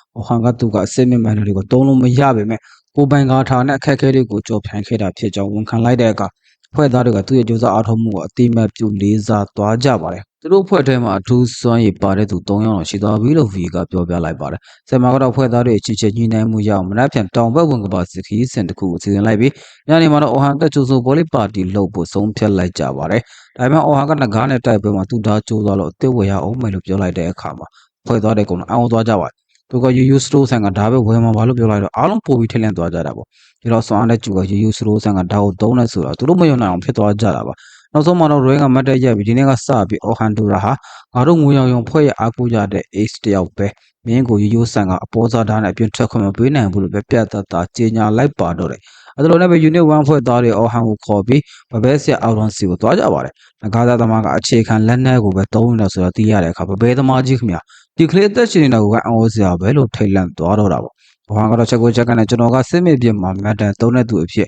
ကြာကြီးနေခဲ့တာဆိုတော့လက်နက်ကိုတိတ်ကြီးမဆိုင်ဘူးလို့ဘာလို့ရှင်းပြရှာတယ်။ဒါပေမဲ့ Rain ကစိတ်ဆိုးမှန်စနဲ့ပြောလိုက်တော့မှပဲအော်ဟန်တယောက်ယူနစ်1တက်မှုပြီးသားတဲ့လက်နက်တစ်ခုလိုအပ်နေပြီဆိုတော့နားလေသွားပြီးအာရုံကိုဓာတ်လက်သွန်းလုပ်ပေးဖို့တောင်းဆိုလိုက်ပါတယ်။ဒီကလည်းအာရုံကငွေရောင်ယုံရဲ့တီးတဲ့မပဲဆရာတယ်မဟုတ်ဘူးဒီနေ့ပဲအတော်ဆုံးလို့ကြွားလိုက်တာပေါ့။ဆရာကြီးအာရုံကတော့ချီကျူတာကိုကျေးဇူးတင်ပေမဲ့စိတ်မြလက်နဲ့လုပ်ဖို့ဆိုရင်ဝင်ကဘာရနှက်ရှင်းဆုံးလောကပစ္စည်းတွေလိုအပ်တယ်လို့သတိပေးလိုက်ပါ။အဲဒီမှာလည်းအော်ဟန်ကသူ့ရဲ့ပစ္စည်းတုံလုံးထဲကနေရှားပါပစ္စည်းကိုကုန်တာဖို့ကုန်ချလိုက်တာကြောင့်လူတိုင်းမျက်လုံးပြူသွားရပါတယ်။ဆယ်မာကဒါတွေဘယ်ကရတာလဲလို့မေးတော့သူကတရကောင်ဖက်မှာတော့ငါစုထားတာဘာမှမသုံးဖြစ်လို့တင်ထားတာပါဂရစ်ဖီရဲ့လက်သေးတွေမန်ဒေကာရဲ့အဆွဲတွေမြင်ရဝမ်းသာနေတော့လူစားကငကားနဲ့ရဲ့ကြီးခုံတွေ့သွားတဲ့အခါဖွဲ့သားအလုံးမြင်သက်တုံလုံးသွားကြပါတယ်။အောင်ကသူတို့ရဲ့တကယ်ချင်းဟောင်းငကားလက်ချက်နဲ့ဆုံးရှုံးသွားတဲ့တရားဟောင်းပြန်ဖို့မိလိုက်တယ်လို့ဖြစ်လို့အာနာတကြီးတောင်းမှလိုက်ပြီမယ်။ဘယ်ကတော့ဒီကြီးခုံနဲ့ဆိုရင်တကယ်ကိုအစွမ်းထက်တဲ့လက်နဲ့ရနိုင်တာပေါ်လို့အားပေးရှာပါတယ်။နောက်တိမ်မှာယူနစ်ဝဲပထမဆုံးစစ်စီရေးစတင်ပါပြီ။အော်ဟန်တယောက်ဖွဲ့တွေနဲ့တူပြန်ပြီးတော့ဝင်ကဘာထဲဝင်ရလို့ဆဲကိုရှားနေတယ်လို့တစ်ဖက်မှာလည်းအဖွဲ့သားတွေမျောလင်းချက်ကိုပြည့်မီနိုင်ပါမလားလို့စိုးရိမ်နေမိပါတယ်။ဆယ်မကဒီနေ့တော့ဝန်ကစစ်ချက်ဆောက်ထပ်မှာရှိတဲ့စိတ်တိုးတွေရဲ့ရေကုန်စုထုံးဖို့ဖြစ်ကြောင်းရှင်းပြပါတယ်။ဘာမှကတော့တွေးထဲမှာဒီအဖွဲ့သားတွေကို94ထက်ထိရအောင်ခေါ်သွားပြီးသူရုံအောင်ဖွဲ့နဲ့ရင်ပေါင်တိုင်းအောင်လှုပ်ပေးမယ်လို့ကြိတ်ပြီးတန်လိထန်ချနေတာပေါ့။သူတို့ဘက်ဝင်ကဘာထဲကိုရောက်တဲ့အခါပတ်ဝန်းကျင်ကတာယာလုံးလို့အချို့ဖွဲ့သားတွေစိတ်လျှော့မိနေကြတယ်။ဒါကိုဆယ်မကတတိမလို့စင်တဲ့အစိတ်တိုးတွေမြေနဂါးတွေဒီမှာပဲဝဲနေတတ်တယ်လို့တတိပေးလိုက်ပါတယ်။အဓိကတော့အော်ဟန်နဲ့ဖွဲ့သားတွေဘလို့ပူပေါင်းလို့ဆောင်ရမလဲဆိုတာစမ်းသပ်ဖို့ပါ။ဝေကရန်သူအယုံလဲမယ်။ Rain ကမန်တန်နဲ့တိုက်မယ်။လူစားကကုသပေးမယ်။ဆယ်မကအားဖြည့်ပေးမယ်။အဓိကတိုက်စစ်ကတော့အော်ဟန်ကဥဆောင်ရမှာပါ။တိုက်ပွဲစားတဲ့မိတော်ကြီးတခုသူတို့စီပြေးလာပြီးအော်ဟန်ကမန်တန်တိုင်းရဲ့အလွယ်တကူကာလိုက်ပါတယ်။ရန်သူကမြေတကားမှတီးရတဲ့အခါအော်ဟန်ကအရင်ဆုံးရန်သူတင်နေရာကိုရှာဖို့ညွှန်ကြားလိုက်ပါတယ်။အဲဒီမှာလည်းလူစားကသူ့မိုင်းအထူးစွမ်းရည်နဲ့သုံးပြီးတော့ငကားပုံးတဲ့နေရာကိုဖော်ထုတ်လိုက်ပါတယ်။ Fred ကထားနဲ့ငကားကြီးကိုအလင်းပြင်ထွက်လာအောင်လှုပ်လိုက်ပါတော့တယ်။အခုတော့ V ကရှေ့ကနေကာကွယ်ယူပြီးတက်သွားပါပြီ။ဆယ်မာကအော်ဟန်ကို Unit 1ရဲ့စွမ်းအားကိုစော်ကြည့်လိုက်တော့လို့ပြောရင် Brain ကိုမန်တန်စွမ်းအားနဲ့မြင့်တင်ပေးလိုက်ပါ။ Brain ကလည်းအော်ဟန်နဲ့ပထမဆုံးတိုက်ပဲကွန်ပျူတာအနေနဲ့သူမရဲ့အကောင်းဆုံးမီရှူမီဘန်မန်တွေအောက်ကုန်သုံးဖို့ပြင်ဆင်လိုက်ပါတော့တယ်။ Brain ကပေါက်ကွဲခြင်းကထားကိုမိနဂါးရဲ့ခြေထောက်အောက်မှာဖန်တီးလိုက်ပြီးပြင်းထန်တဲ့ပေါက်ကွဲမှုနဲ့အတူတတော်ဝါကြီးကိုတစ်ချက်တည်းနဲ့ပြတ်ရှင်းလိုက်ပါတယ်။ဒါကိုကြည့်ပြီးအော်ဟန်က Unit 1ရဲ့တက်စစ်ပုံစံနဲ့မြန်ဆန်မှုကိုတကယ်ကိုအထင်ကြီးသွားရတယ်။ V ကရန်သူတိုက်ကွက်ကိုခွင့်တွေမှာကပဲပြန်လေချေပပြစ်နိုင်တာ။ Rain ကတာရွတ်ဆိုမှုကမြန်ဆန်တာနဲ့လူစားရဲ့တီးကြတဲ့ရန်သူရှောက်ဖွေနိုင်စွမ်းကအမခန်းပါပဲ။နောက်တဲ့အားလုံးအစဲမိုင်းဥဆောင်မှုကတစုတစည်းဖြစ်အောင်ပေါင်းကူပေးတာမို့လို့ Unit 1ကပြည့်ပြည့်စုံတဲ့ ဖွဲ့တစ်ခုလို့သူကသတ်မှတ်လိုက်ပါတယ်။အဲဒီချိန်မှာသူတို့ရဲ့စွမ်းရည်ကိုစမ်းသပ်ဖို့မြေတကားနှစ်ကောင်ထပ်ပေါ်လာပါတယ်။အားလုံးအော်သွားတာကအော်ဟန်ကရုတ်တရက်ပြေးနေရခါနဲ့ရက်လိုက်ပြီးကြောက်တိုးများတစ်ခုကိုလေထဲပြစ်လိုက်တာပါ။အဲ့တော့ဒီများကအဖွဲ့သားတွေနောက်ကျောဘက်မှာအယောင်တူပုံးကွယ်ထားတဲ့တန်ချက်ကလက်ကြီးသွားမှန်နေတာပါ။အဖွဲ့သားတွေဝန်ခံပြီးဆိုတော့တိလိုက်ရတဲ့ဆယ်မာကချက်ချင်းမိတ်ပေးပါတယ်။ရိုင်းနဲ့လူစားလက်ကြီးကိုကင်တယ်ဝီနဲ့အော်ဟန်ကနဂါကိုရှင်း။အော်ဟန်ကလည်းသူမပြတ်သွားတဲ့ဆုံးဖြတ်ချက်ကိုကြည့်ပြီးတကက်အားကိုးတဲ့ခေါင်းဆောင်မှယုံကြည်သွားတော့တာပေါ့။ဆယ်မာကသူမရဲ့အထူးစွမ်းရည်ဖြစ်တဲ့စိတ်ဆက်သွယ်ခြင်းကိုတုံးပြီးအော်ဟန်ကိုအဝေးကနေလမ်းညွှန်ကြားပါတယ်။နဂါတွေရဲ့မြင်ကွင်းကွယ်တဲ့နေရာကိုဘက်ကိုတိုက်ခိုက်ဖို့နဲ့စိတ်ကြိုက်ဘက်တွေတုံးနိုင်ကြောင်းပြောလိုက်တဲ့အခါအော်ဟန်တယောက်သူရေကောင်းဖွဲ့မှတုံးကအနေခံရသမျှအခုမှပဲစစ်မှန်တဲ့ဖွဲ့သားတယောက်အဖြစ်အတိမတ်ပြုခံရလို့ဝမ်းသာမိတာသူကသူ့ကိုယ်သူစွမ်းကိုမြင့်တင်လိုက်ပြီး impact ကိုတုံးပြီးနဂါနှစ်ကောင်ရဲ့ခေါင်းကိုတစ်ချက်တည်းနဲ့ဖြုတ်ချလိုက်ပါတယ်။ဖက်မှာလည်းရိုင်းနဲ့လူစားတို့ကမီးရေခဲနဲ့လက်စီးတွေကိုပေါင်းဆက်ပြီးတန်ချက်ကလိတ်ကိုမုတ်ပစ်လိုက်ပါတယ်။တိုက်ပွဲပြီးမှအော်ဟန်ကဒီလောက်စိတ်အေးလက်အေးတက်ခဲ့ရတာကြာပြီလို့ပြောလိုက်တဲ့အခါဖွဲ့သားတွေကလည်းနဂါနှစ်ကောင်ခေါင်းတပြိုင်နဲ့ဖြစ်နေတဲ့သူကမင်းပဲရှိမှာပါလို့ပြန်ချီးကျူးကြပါတယ်။ဆယ်မကတို့ရဲ့အဖွဲ့90နဲ့ထက်ကိုတောင်းဖို့စဉ်းစားဖြစ်ပြီးလားလို့မေးတဲ့အခါအော်ဟန်ကဒီအဖွဲ့နဲ့ဆိုရင်ကျွန်တော်မပါရင်တော့နဂါနက်ကိုနိုင်နိုင်တယ်လို့ယုံကြည်ချက်အပြည့်နဲ့ဖြေလိုက်ပါတယ်။ဒီစကားကြောင့်ရိုင်းလို့ခင်ဗျလွန်ခဲ့တဲ့တစ်နှစ်ပတ်လုံးသူတို့စူးစမ်းခဲ့တဲ့မြောက်ကိုပြန်တွေးမိပြီးနေ့ရီတော့ဝဲသွားရတယ်။သူတို့ကသူငယ်ချင်းကောင်းအဲဘက်တည်ဆုံးပြီးသူကလေးကအသေးအတန်လေ့ကျင့်ခဲ့ကြတာကိုဆယ်မကတော့နဂါနက်ကြောက်စရာကောင်းဖို့ကိုယ်တိုင်မြင်ခဲ့ရလို့ဘသူကမှထပ်ပြီးမဆုံးရှုံးရှင်တော့ဘူး။ဒါကြောင့်ကျွန်တော်တို့ကိုကူညီပါအောင်လို့အဟံတောင်းဆိုရှာပါတယ်။အော်ဟန်ကလည်းကျွန်တော်က unit 1ဖွဲ့ဝင်တယောက်ပါ။ဖွဲ့သားတွေကိုစုံပြီးကာကွယ်သွားပြီးမယ်လို့ကတိပေးလိုက်တဲ့အခါတစ်ဖွဲ့လုံးပို့ပြီးစီလုံးသွားကြတော့တာပေါ့။မြေဝင်တဲ့အချိန်မှာတော့သူတို့တာဝန်ပြီးတဲ့အထိသူစိတ်သူရေကိုနေကိုအောင်မြင်စွာတင်းစီပြီးကူထဲကနေထွက်လာကြပါတယ်။အော်ဟန်ကမနက်ပြန်စင်မှာခေါင်းခိုးဌာနကိုသွားဖို့လမ်းမသိဘူးလို့ပြောတဲ့အခါသူတို့ကြည့်ပြီးမျက်နှာခဏနေမြန်းတက်တဲ့ဆယ်မလေးကတော့လမ်းပြပေးဖို့ချက်ချင်းပဲကမ်းလန်းလိုက်ပါတယ်။အဲ့ဒီညမှာသူတို့အားလုံးရက်ဆိုင်မှာစုယုံပြီးကြိုဆိုတဲ့ပါတီကိုကျင်းကြပေါ့။ဆယ်မကအော်ဟန်ကျမတို့စီရောက်လာတကယ်ကိုကျင်းနှံ့စရာပဲ။ခြားဖွဲ့သားတွေကလည်းကျမတို့လူချင်းတာအရန်ပျော်ကြတယ်လို့ပြောကြပါတယ်။ယူနေဝန်ဖွဲ့သားတွေအားလုံးကအော်ဟန်ကြောက်သူတို့ဖွဲ့တဲ့ဝင်လိုက်တာကိုနောက်တော့မရစေဘူး။အစွမ်းကုန်စူးစမ်းသွားမယ်လို့တရင်နဲ့ချထားကြပါတော့တယ်။အော်ဟန်ကသူ့ရဲ့တကယ်ချင်းတစ်တွေကိုထားဖို့စိတ်ကူးထဲတော့မရှိဘူးလို့ပဲပြသပြောလိုက်တဲ့အခါလူစားတယောက်ဝမ်းနေလုံးလုံးငိုပါလေ။သူမကဆရာကဆက်ဆံရတာခက်လို့မနာကြီးသူစီရောက်ဖြစ်မလားလို့ရန်ဆိုးရနေတာတဲ့။ဝီနယ်ရိန်းတို့ကလည်းဒီတိုင်းဆိုရင်ခဲကြတယ်လို့ဝန်ခံကြပါတယ်။ဒါပေမဲ့သူတို့သုံးအောင်ဆိုတော့လက်ညှိုးဝမ်းထူတာကတော့ဆယ်မှာပါပဲ။တကယ်တော့ဆရာအကြောင်းကိုသိကျင်စောနဲ့စိုးရနေတာကဒီကခေါင်းဆောင်မမပဲလို့ဆိုဝမ်းစားကြတာပါ။ဒီပြင်ဒီမလေးဆယ်မှာခမမျက်နှာတီးပြီးငင်းရှာပေမဲ့ဖွဲ့သားတွေကလုံးမပေးကြဘူးလေ။သူမကတော့ခေါင်းဆောင်ပြီးအဖွဲ့ဝင်တစ်တွေကိုအဆင်ပြေစေချင်လို့ပါလို့ဆင်ကျင်ပေးရှာပါတယ်။အဲ့ဒီချိန်မှာအော်ဟာကဆယ်မှာကတကယ်ကိုတိုးတဲ့ခေါင်းဆောင်တယောက်ပါလို့ချီးကျူးလိုက်တဲ့အခါမှာတော့သူမခမရှက်လွန်းလို့ရှေ့ကအရက်ခွက်ကြီးကိုတကြိုက်တဲ့ကုန်းမောချလိုက်ပါတော့တယ်။အားလုံးကရင်မိုးတဲ့ချိန်မှာအော်ဟန်ကသူ့အဖို့ပြောပြခဲ့တဲ့ဘဝရဲ့ဆုံးဖြတ်ချက်တိုင်းမှာနှောင်တဆိုတာရှိသေးတယ်ဆိုတဲ့စကားကိုပြန်တွေးမိပါတယ်။ဒါပေမဲ့အဖွဲ့ဝင်လိုက်တဲ့ကိုတော့သူကစိုးစစ်နေများနှောင်တမရမိပါဘူး။ဒါပေမဲ့အခုချိန်မှာနှောင်တရတာကတော့ဆယ်မှာပဲဖြစ်နေတယ်။ဘာဖြစ်လို့ဆိုတော့တကြိုက်တဲ့မိုးတောက်လိုက်တဲ့အရက်ကြောင့်သူမကတော်လေးမူသွားပြီးအော်ဟန်ကိုဆယ်ကတော်ချိုးတာပဲနှုံလို့အော်ပြောပါလေရော။ဒါလည်းငါမကအော်ဟန်ရဲ့ရင်ခွင်ထဲကိုတင်းတိုးမျိုးဖတ်ထားပါလေ။ဟိုကလူကြီးလူကောင်းပြီးသူမရန်နေမှုဖြစ်ကြောင်းဒါကမတင်တော့တဲ့တော့ပေမဲ့သူမကတော့လုံးမပေးဘူးလေ။အော်ဟန်ကရေကိုဝမ်းကူညီပြေကိုကူညီတောင်းပေမဲ့ရင်းကကိုကြီးမဆာသူမပါအော်ဟန်ရဲ့ကျန်လက်တစ်ဖက်ကိုတေးဝင်ဖက်ပြီး1-1တိုက်စစ်စင်မှာတော့တယ်။မိုးနေတဲ့မင်းကလေးနှစ်ယောက်ကြားမှာညှက်နေတဲ့အော်ဟန်တယောက်ကိုင်းနဲ့လူစားကိုအာကိုကြီးလမ်းကြည့်ပေမဲ့သူတို့နှစ်ယောက်ကတော့ငါတို့ဘာမှမမြင်ဘူးတော့ဘာဖြစ်ငါတို့ကတော့ကြည့်မှမဟုတ်ဘူးဆိုမျက်နှာလွဲထားကြပါလေ။နောက်ဆုံးကတော့အော်ဟန်တယောက်ခတ်တွေ့နေရင်သူ့ရဲ့နောက်ဆုံးလက်နက်ဖြစ်တဲ့အိမ်မေးကြကတဟိုတုံးပြီးမင်းကလေးတွေကိုအိပ်ပျော်သွားအောင်လှုပ်လိုက်ရပါတော့တယ်။တစ်ဖက်မှာလည်းအိမ်မှာကြံခဲ့တဲ့ဆိုဖီယာလေးဟာအမဖြစ်သူပြန်မလာသေးလို့စိတ်ပူနေတော့တကားခောက်တန်ကြားလိုက်ရတယ်။တကားဝမှာအော်ဟန်ရဲ့အတန်ကိုကြားလိုက်ရတော့ညီမလေးကမြဆရာကငါ့ကိုတွေ့ဖို့ညကြီးမြင်းကြီးရောက်လာတာလားဆိုရေခုန်သွားတာပေါ့။ဒါပေမဲ့တကားပွင့်လိုက်တဲ့အခါမှာတော့အမဖြစ်သူကိုခုံပိုးတဲ့အော်ဟန်ကိုမြင်ပြီးရှုံသွားရတယ်။အော်ဟန်ကသူတို့ကြားမှာဘာမှမရှိကြောင်းနဲ့သူအမမူးသွားလို့လိုက်ဖို့တာဖြစ်ကြောင်းအမြန်ရှင်းပြရတာပေါ့။အမဖြစ်သူကအော်ဟန်ပကုံးပေါ်မှာမျက်နှာနဲ့ပုတ်ပြီးမူးနေတာကိုမြင်ရတဲ့ဆိုဖီယာလေးဟာဒီညတော့တခုခုထူခြားနေပြီဆိုတာရိပ်မိလိုက်။အော်ဟန်ပြန်သွားတဲ့အခါအမကိုနိုးပြီးစကားပြောကြတာပေါ့။ဆိုဖီယာကအမဖြစ်သူကိုအလုပ်တွေများပြီးစိတ်ဖိစီးနေကြအခုလိုဖြစ်သွားတာလို့နားလည်းပြေးရှာပါတယ်။သူမနောက်တစ်ခါပူသတိထားနော်လို့လူကြီးလေးလို့ပြောလိုက်တဲ့အခါဆယ်မာခမညီမလေးကိုနမ်းမိမဲ့လေးလို့တော့မြင်မိသွားတယ်။ရေချိုးနေရတဲ့ဆယ်မာတည်းသူမအပြုတ်မှုတော့တကယ်ကိုရှက်ရနေမိတယ်။အရက်ဆိုင်မှာတည်းမကပဲညီမလေးရှင်းမှာပါချက်ကွဲခဲ့တာကိုသူမကဆိုဖီယာလေးအော်ဟန်အပေါ်အမြင်တစ်မျိုးဖြစ်နေတာကိုစိုးရိမ်နေတယ်လို့တစ်ဖက်မှာလည်းညီမလေးကအော်ဟန်ကိုသဘောကျနေတာလားလို့တွေးပူနေပြန်ပါတယ်။တကယ်ပဲတော့အမှန်တရားကတော့ဆယ်မာကိုတိုင်းကအော်ဟန်ကိုရင်ခုန်နေတာဖြစ်ပြီးအဲ့ဒီခံစားချက်ကိုအကျဉ်းရင်းပယ်ဖို့ကြိုးစားနေတာပါ။အရက်ဆိုင်မှာဖွဲ့သားတွေဝိုင်းစားတော့ကသူမအစွမ်းကုန်ဖုံးကွယ်ထားခဲ့မိမယ်အခုတော့ဒီခန်းစားချက်တွေကထွက်ပြေးကိုပို့ပြီးခက်ခဲလာပါတော့တယ်။ညထွက်ချိန်မှာတော့အော်ဟန်နဲ့ဆယ်မာတို့နှစ်ယောက်စီမံခန့်ခွဲဌာနကိုတွားဖို့ပြန်ဆောင်ကြပါတယ်။ဆယ်မာကမတင်ညာကကိစ္စတဲ့နားနာပြီးတောင်းပန်နေရှာပေမဲ့ အော်ဟန်ကတော့သူမရဲမှုသွားတာကိုနားလည်ပြီးဘာမှမဖြစ်ကြောင်းပြောလိုက်တာကြောင့်သူမလည်းပြုံးရှင်သွားပြီးရှေ့ဆက်ဖို့သဘောတူသွားကြတာအဲဒီနောက်ဆန္ဒထုံးမှာအော်ဟန်ကဆိုဖီယာလိုဂန်နဲ့ကရိုလိုင်းတို့ရဲ့ကိုရေးမှတ်တမ်းတွေကိုဖတ်ကြည့်ရင်သူတို့အားလုံးမှာခက်ခဲတဲ့အတိတ်ကိုစီတွေရှိနေကြတာကိုသိလိုက်ရတယ်အထူးသဖြင့်ဆိုဖီယာလေးရဲ့အတိတ်ကပိုပြီးရင်နာစရာကောင်းနေပါတယ်နောက်တစ်နေ့မှာတော့အော်ဟန်နဲ့ဆယ်မာတို့ကစီမံခောက်ခဲဌာနကိုရောက်သွားကြပြီးအငြင်းတန်းစပွဲမှာရှုပ်ပွားနေတတ်တဲ့အက်စတဲလာနဲ့တွေ့ဆုံခဲ့ပါတယ်သူမကပေါ်ပနဲ့ဆယ်မာကိုစမာချီလို့ခေါ်တယ်လေအော်ဟန်ကိုလည်းအကြောင်းပြချက်မရှိဘဲအော်ကိုင်းလိုနာမည်ပြောင်းပေးလိုက်ပါတယ်သူမရဲ့ဘေးမှာတင်းချင်းအေးဆေးပြီးဖုန်းတည်တူကျူဆက်ရတဲ့ကာလာရှိပါတယ်ကာလာကအော်ဟန်ကိုအဖွဲ30တင်တန်းဆရာဖြစ်လက်ခံမှာလာလို့မေးတဲ့အခါသူကကလေးတွေရဲ့အတိတ်ကိုဖတ်ပြီးဖြစ်လို့လက်ခံမှုဆုံးဖြတ်လိုက်ပြီးလို့တည်ပြလိုက်ပါတယ်ဒါကဝရဏယောက်စလုံးအတွက်စိတ်သက်သာရသွားစေတာပေါ့ဘာဖြစ်လို့လဲဆိုတော့အဖွဲ30ဟာအလားလာကောင်းဆုံးဖွဲ့ဖြစ်တယ်လို့တယောက်ချင်းစီကလည်းကင်တွေရခတ်တဲ့အရေးချင်းသွေးတွေချိလို့ပါမူလာဒန်နဲ့တက်မြင်မြန်တဲ့ခါမှာတော့အက်စတေလာကမူဝါဒဆိုတာမရှိဘူးမြင်းတီးသမျှကိုကလေးတွေကိုတင်ပေးလိုက်ရုံပဲလို့ဖြေလိုက်ပြီးအော်ဟန်ခင်ဗျာဘာလို့ရမှမသိဖြစ်သွားရတယ်နောက်ဆုံးတော့အိမ်မာရဲ့တိုက်မှုကြောင့်နောက်6လအတွင်းတောင်မုတ်ကဘာရဲ့အလေလက်အစ်စ်တွေကိုဖျက်ကျော်နိုင်ရမယ်ဆိုတဲ့ဘိုင်းနယ်တစ်ခုတတ်မှတ်လိုက်ကြပါတယ်ဌာနကနေထွက်လာတဲ့အခါဆယ်မာက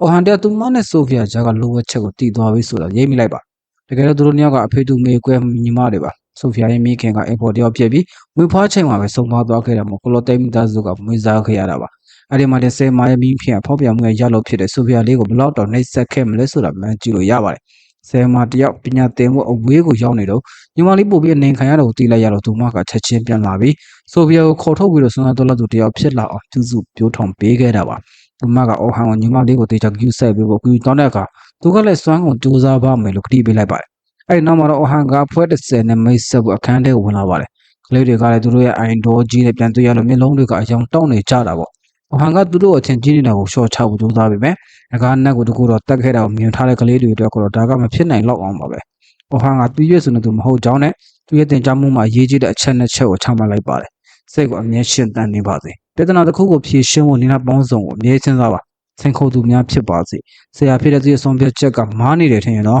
့ပြန်ပြီးမွေးခွန်းထုတ်ရရမယ်လို့သူကဆိုပါတယ်အိမ်ကြောင့်မစခင်မှာသူကကလေးတွေကိုဘာလို့ဆွမ်းစားတော့လို့ဖြစ်ချင်တာလဲလို့မေးကြည့်လိုက်တဲ့အခါဆိုပြလေးကချက်ကိုချက်ကနေကျမကအမားလိုမျိုးတန်ပါပြီးလွတ်လပ်တဲ့သူကိုလန်းကိုရွေးချယ်နိုင်သူဖြစ်ချင်လို့ပါလို့ဖြေလိုက်ပါတယ်ဆိုပြလေးရဲ့စကားကိုကြားရတော့အော်ဟန်ကသူမဟာအမဖြစ်သူကိုဘလောက်တောင်အားကျကြီးညိုလဲဆိုတာရေးမိလိုက်ပါတယ်သူကပင်ရဲ့အိမ်မပြေဝလာအောင်ငါကူညီပေးပါမယ်လို့ကတိပေးလိုက်တဲ့အခါညီမလေးကမြလောကကြီးမှာအနှွေးထေးဆုံးတိုးဆိုမှုကိုကြားလိုက်တယ်လို့ခံစားသွားရတာပေါ့နောက်တစ်လဲမှာတော့လိုကန်ပါပဲသူကကျွန်တော်ပြဿနာအများကြီးရှာချင်တယ်လို့ပွင့်လင်းပြောချင်တာပါအစမှတော့ဒါကဒီကောင်းစနေမှန်းချက်လို့ထင်ရပေမဲ့တကယ်တော့သူကစိုက်ပြိုးလို့မရအောင်ပြည်စီလွန်ညံ့ဖြစ်ပြီးငတ်မော့ခေါင်းပါနေတဲ့ရွာလေးတူကလာတာပါရွာသားတွေကသူ့ရဲ့ပါရမီကိုမြင်ပြီးသူတို့မှရှိတဲ့ငွေလေးတွေကိုစုပေါင်းပြီးသူ့ကိုပညာသင်လုပ်ခဲ့ကြတာပါလူကန်သူရဲ့ကောင်းဖွဲ့မှာတုန်းကသူ့ကိုယ်သူအစင်းမြင့်စမ်းတော်လို့သူတယောက်လို့ထင်ပြီးမာနတက်ခဲ့ဘူးပေမဲ့အော်ဟန်ကငကားနက်ကိုတတ်တာကိုမြင်ပြီးတဲ့နောက်မှာတော့သူကတင်းယူစရာတွေအများကြီးလိုသေးတယ်ဆိုတော့နားလေသွားခဲ့ပါတယ်နောက်ဆုံးတယောက်အနေနဲ့ကလိုရိုင်းကတော့ကျမကလူတွေပြောနေတာကိုမြင်ရှင်လို့တတော်ဘာတွေကိုသတ်တာပါပြောနေတဲ့သူတွေကကျမကိုရမ်းတယ်လေမရှိဘူးလေလို့တည်ငြိမ်လေးပြောလိုက်တဲ့အခါအားလုံးကြောစိတ်သွားရပါတယ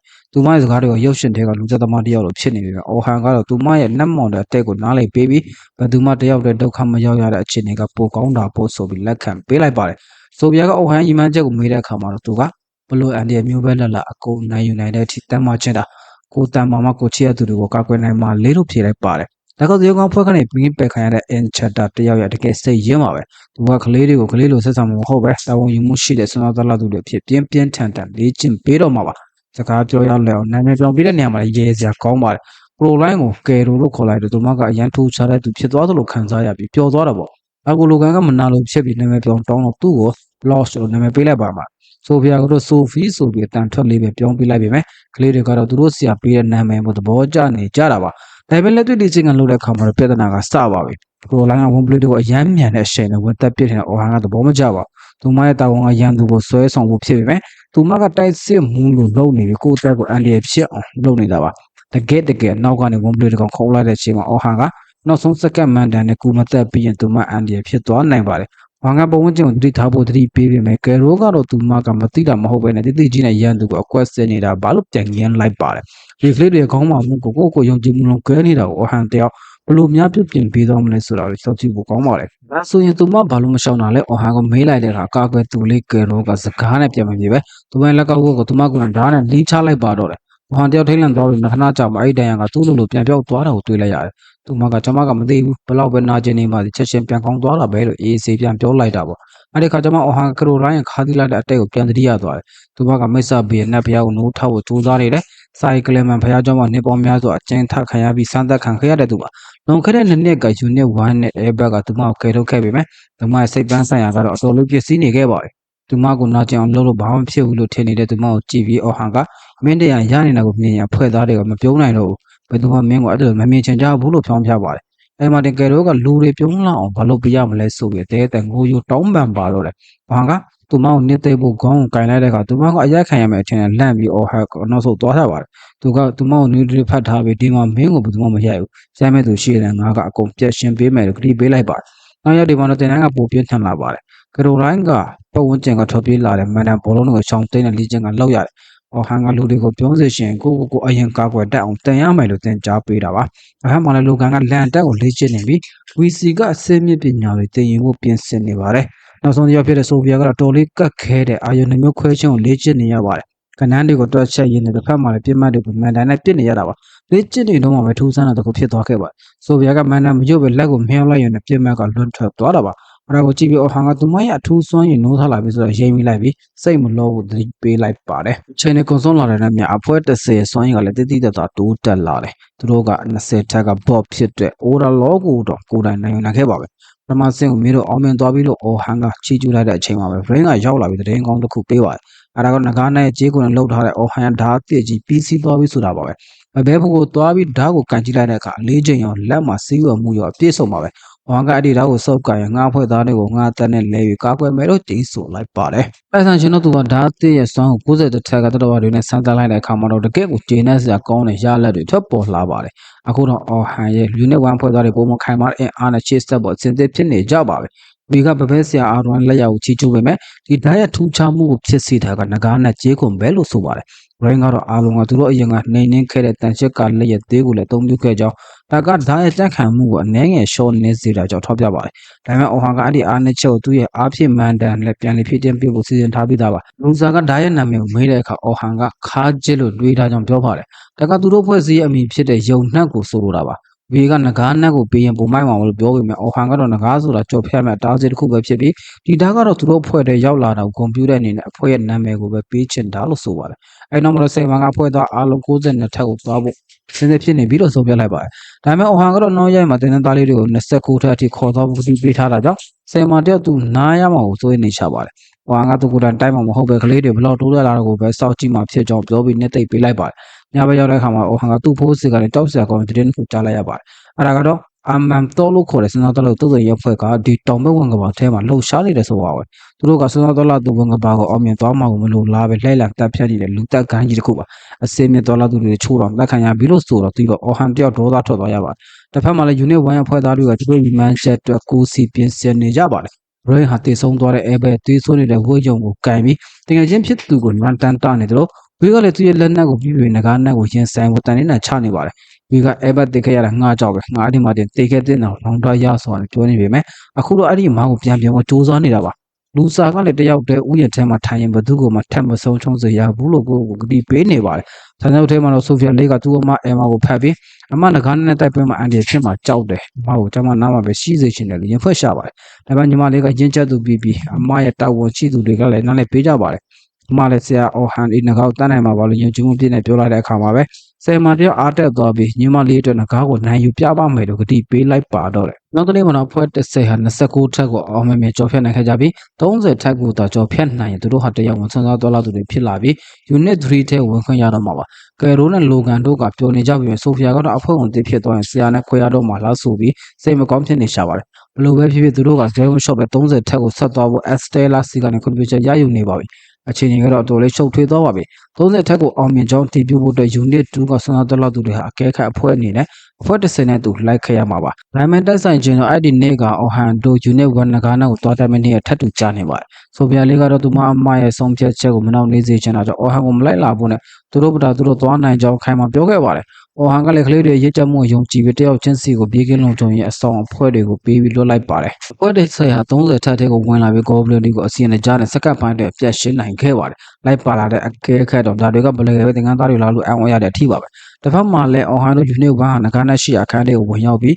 အရင်ကအမားတွေကိုသင်္ကန်းစာယူပြီးတော့အပေးယူမြင်းများတတ်တာငကားကြီးကိုဒုက္ခပေးနေပါပဲ။အဲဘက်အတွက်ကလေးသားချေကိုသူတို့အားလုံးစိတ်ဓာတ်တွေကအထိုးအထက်ကိုရောက်နေကြတာပေါ့။ဒါပေမဲ့အခြေတွေကရုပ်တရက်ပြောင်းပြန်လန်သွားပါတယ်။အဖွဲ့တစ်စိတ်ဟာဘောအခန်းရှိရောက်တဲ့အခါထူးဆန်းတဲ့အဖွဲ့တစ်ဖွဲ့နဲ့တိုးပါတယ်။ဒါကတခြားသူတွေမဟုတ်ပဲအာမန်တော့လူသက်ဂိုင်းသားတွေပါ။သူတို့ကအော်ဟန်ကိုဖမ်းဖို့အတွက်ဒီကလေးတွေကိုတုံးချဖို့ဆုံးဖြတ်လိုက်ပါတယ်။အကူကြီးတောင်းမဲ့အခဲခက်ကလေးတွေကိုကာကွယ်ဖို့ကြိုးစားပေမဲ့မျက်စိသမိတ်တွင်းမှာပဲကောင်းဖြတ်သက်ခံလိုက်ရပါတယ်။ဘာလို့လဲလုံတာလဲလို့ဆိုပြရကငူယုံမေးတဲ့အခါမင်းတို့ကလည်းငါးသက်သမိုင်းတပည့်တွေဖြစ်နေတာမင်းတို့ရဲ့ကန်ဆိုးမှုပဲလို့ရဲဆက်စွာပြန်ပြောခဲ့ပါတယ်။ကဲတို့ကတကယ်ချင်းတို့ကာကွယ်ဖို့ရှိကထွက်တက်ပေမဲ့ရန်သူရဲ့ပြင်းထန်လက်တီးချက်ကြောင့်နိုင်ရန်နဲ့ရိုက်မိပြီးလှုပ်လို့မရအောင်ဖြစ်သွားရှာပါတယ်။အဲဒီချိန်မှာပဲငကားနဲ့တိုက်ပွဲဝင်နေတဲ့အော်ဟန်တို့စီကလက်ဆောင်ဖွဲ့ကအချက်ပေးရောင်တွေတောက်လာပါတယ်။ဖွဲ့တဲ့စအန်ဒီရဲ့ရှင်းနေပြီဆိုသိလာတဲ့အော်ဟန်တယောက်အာယုံလွှင့်နေပြီးငကားရဲ့မီးတော့တက်ကွက်ကိုခံရတဲ့စင်တီဖြစ်လာပါတယ်။ဆယ်မာလည်းသူညီမလည်းအန်ဒီရှိလို့ဆိုတာသိတော့သေးယူတွေဖြစ်နေတာပေါ့။ဒါပေမဲ့ပူဆိုးလာကငကားနက်ကအဲ့ရံတွေဖြစ်ခြင်းနဲ့နိုင်ဆွမ်းအားကိုတုံးလိုက်တာကြောင့်သူတို့တက်ခတ်သမျှအခြေအနေဖြစ်သွားပါတယ်။အခုဆိုရင်အော်ဟန်နဲ့ဆယ်မာတို့ကကြောက်စရာကောင်းတဲ့လမ်းဆုံလမ်းကွာရောက်နေပါပြီ။ငကားနဲ့ကိုဆက်တိုက်ရင်လည်းကလေးတွေတက်ခံနိုင်ရတယ်လို့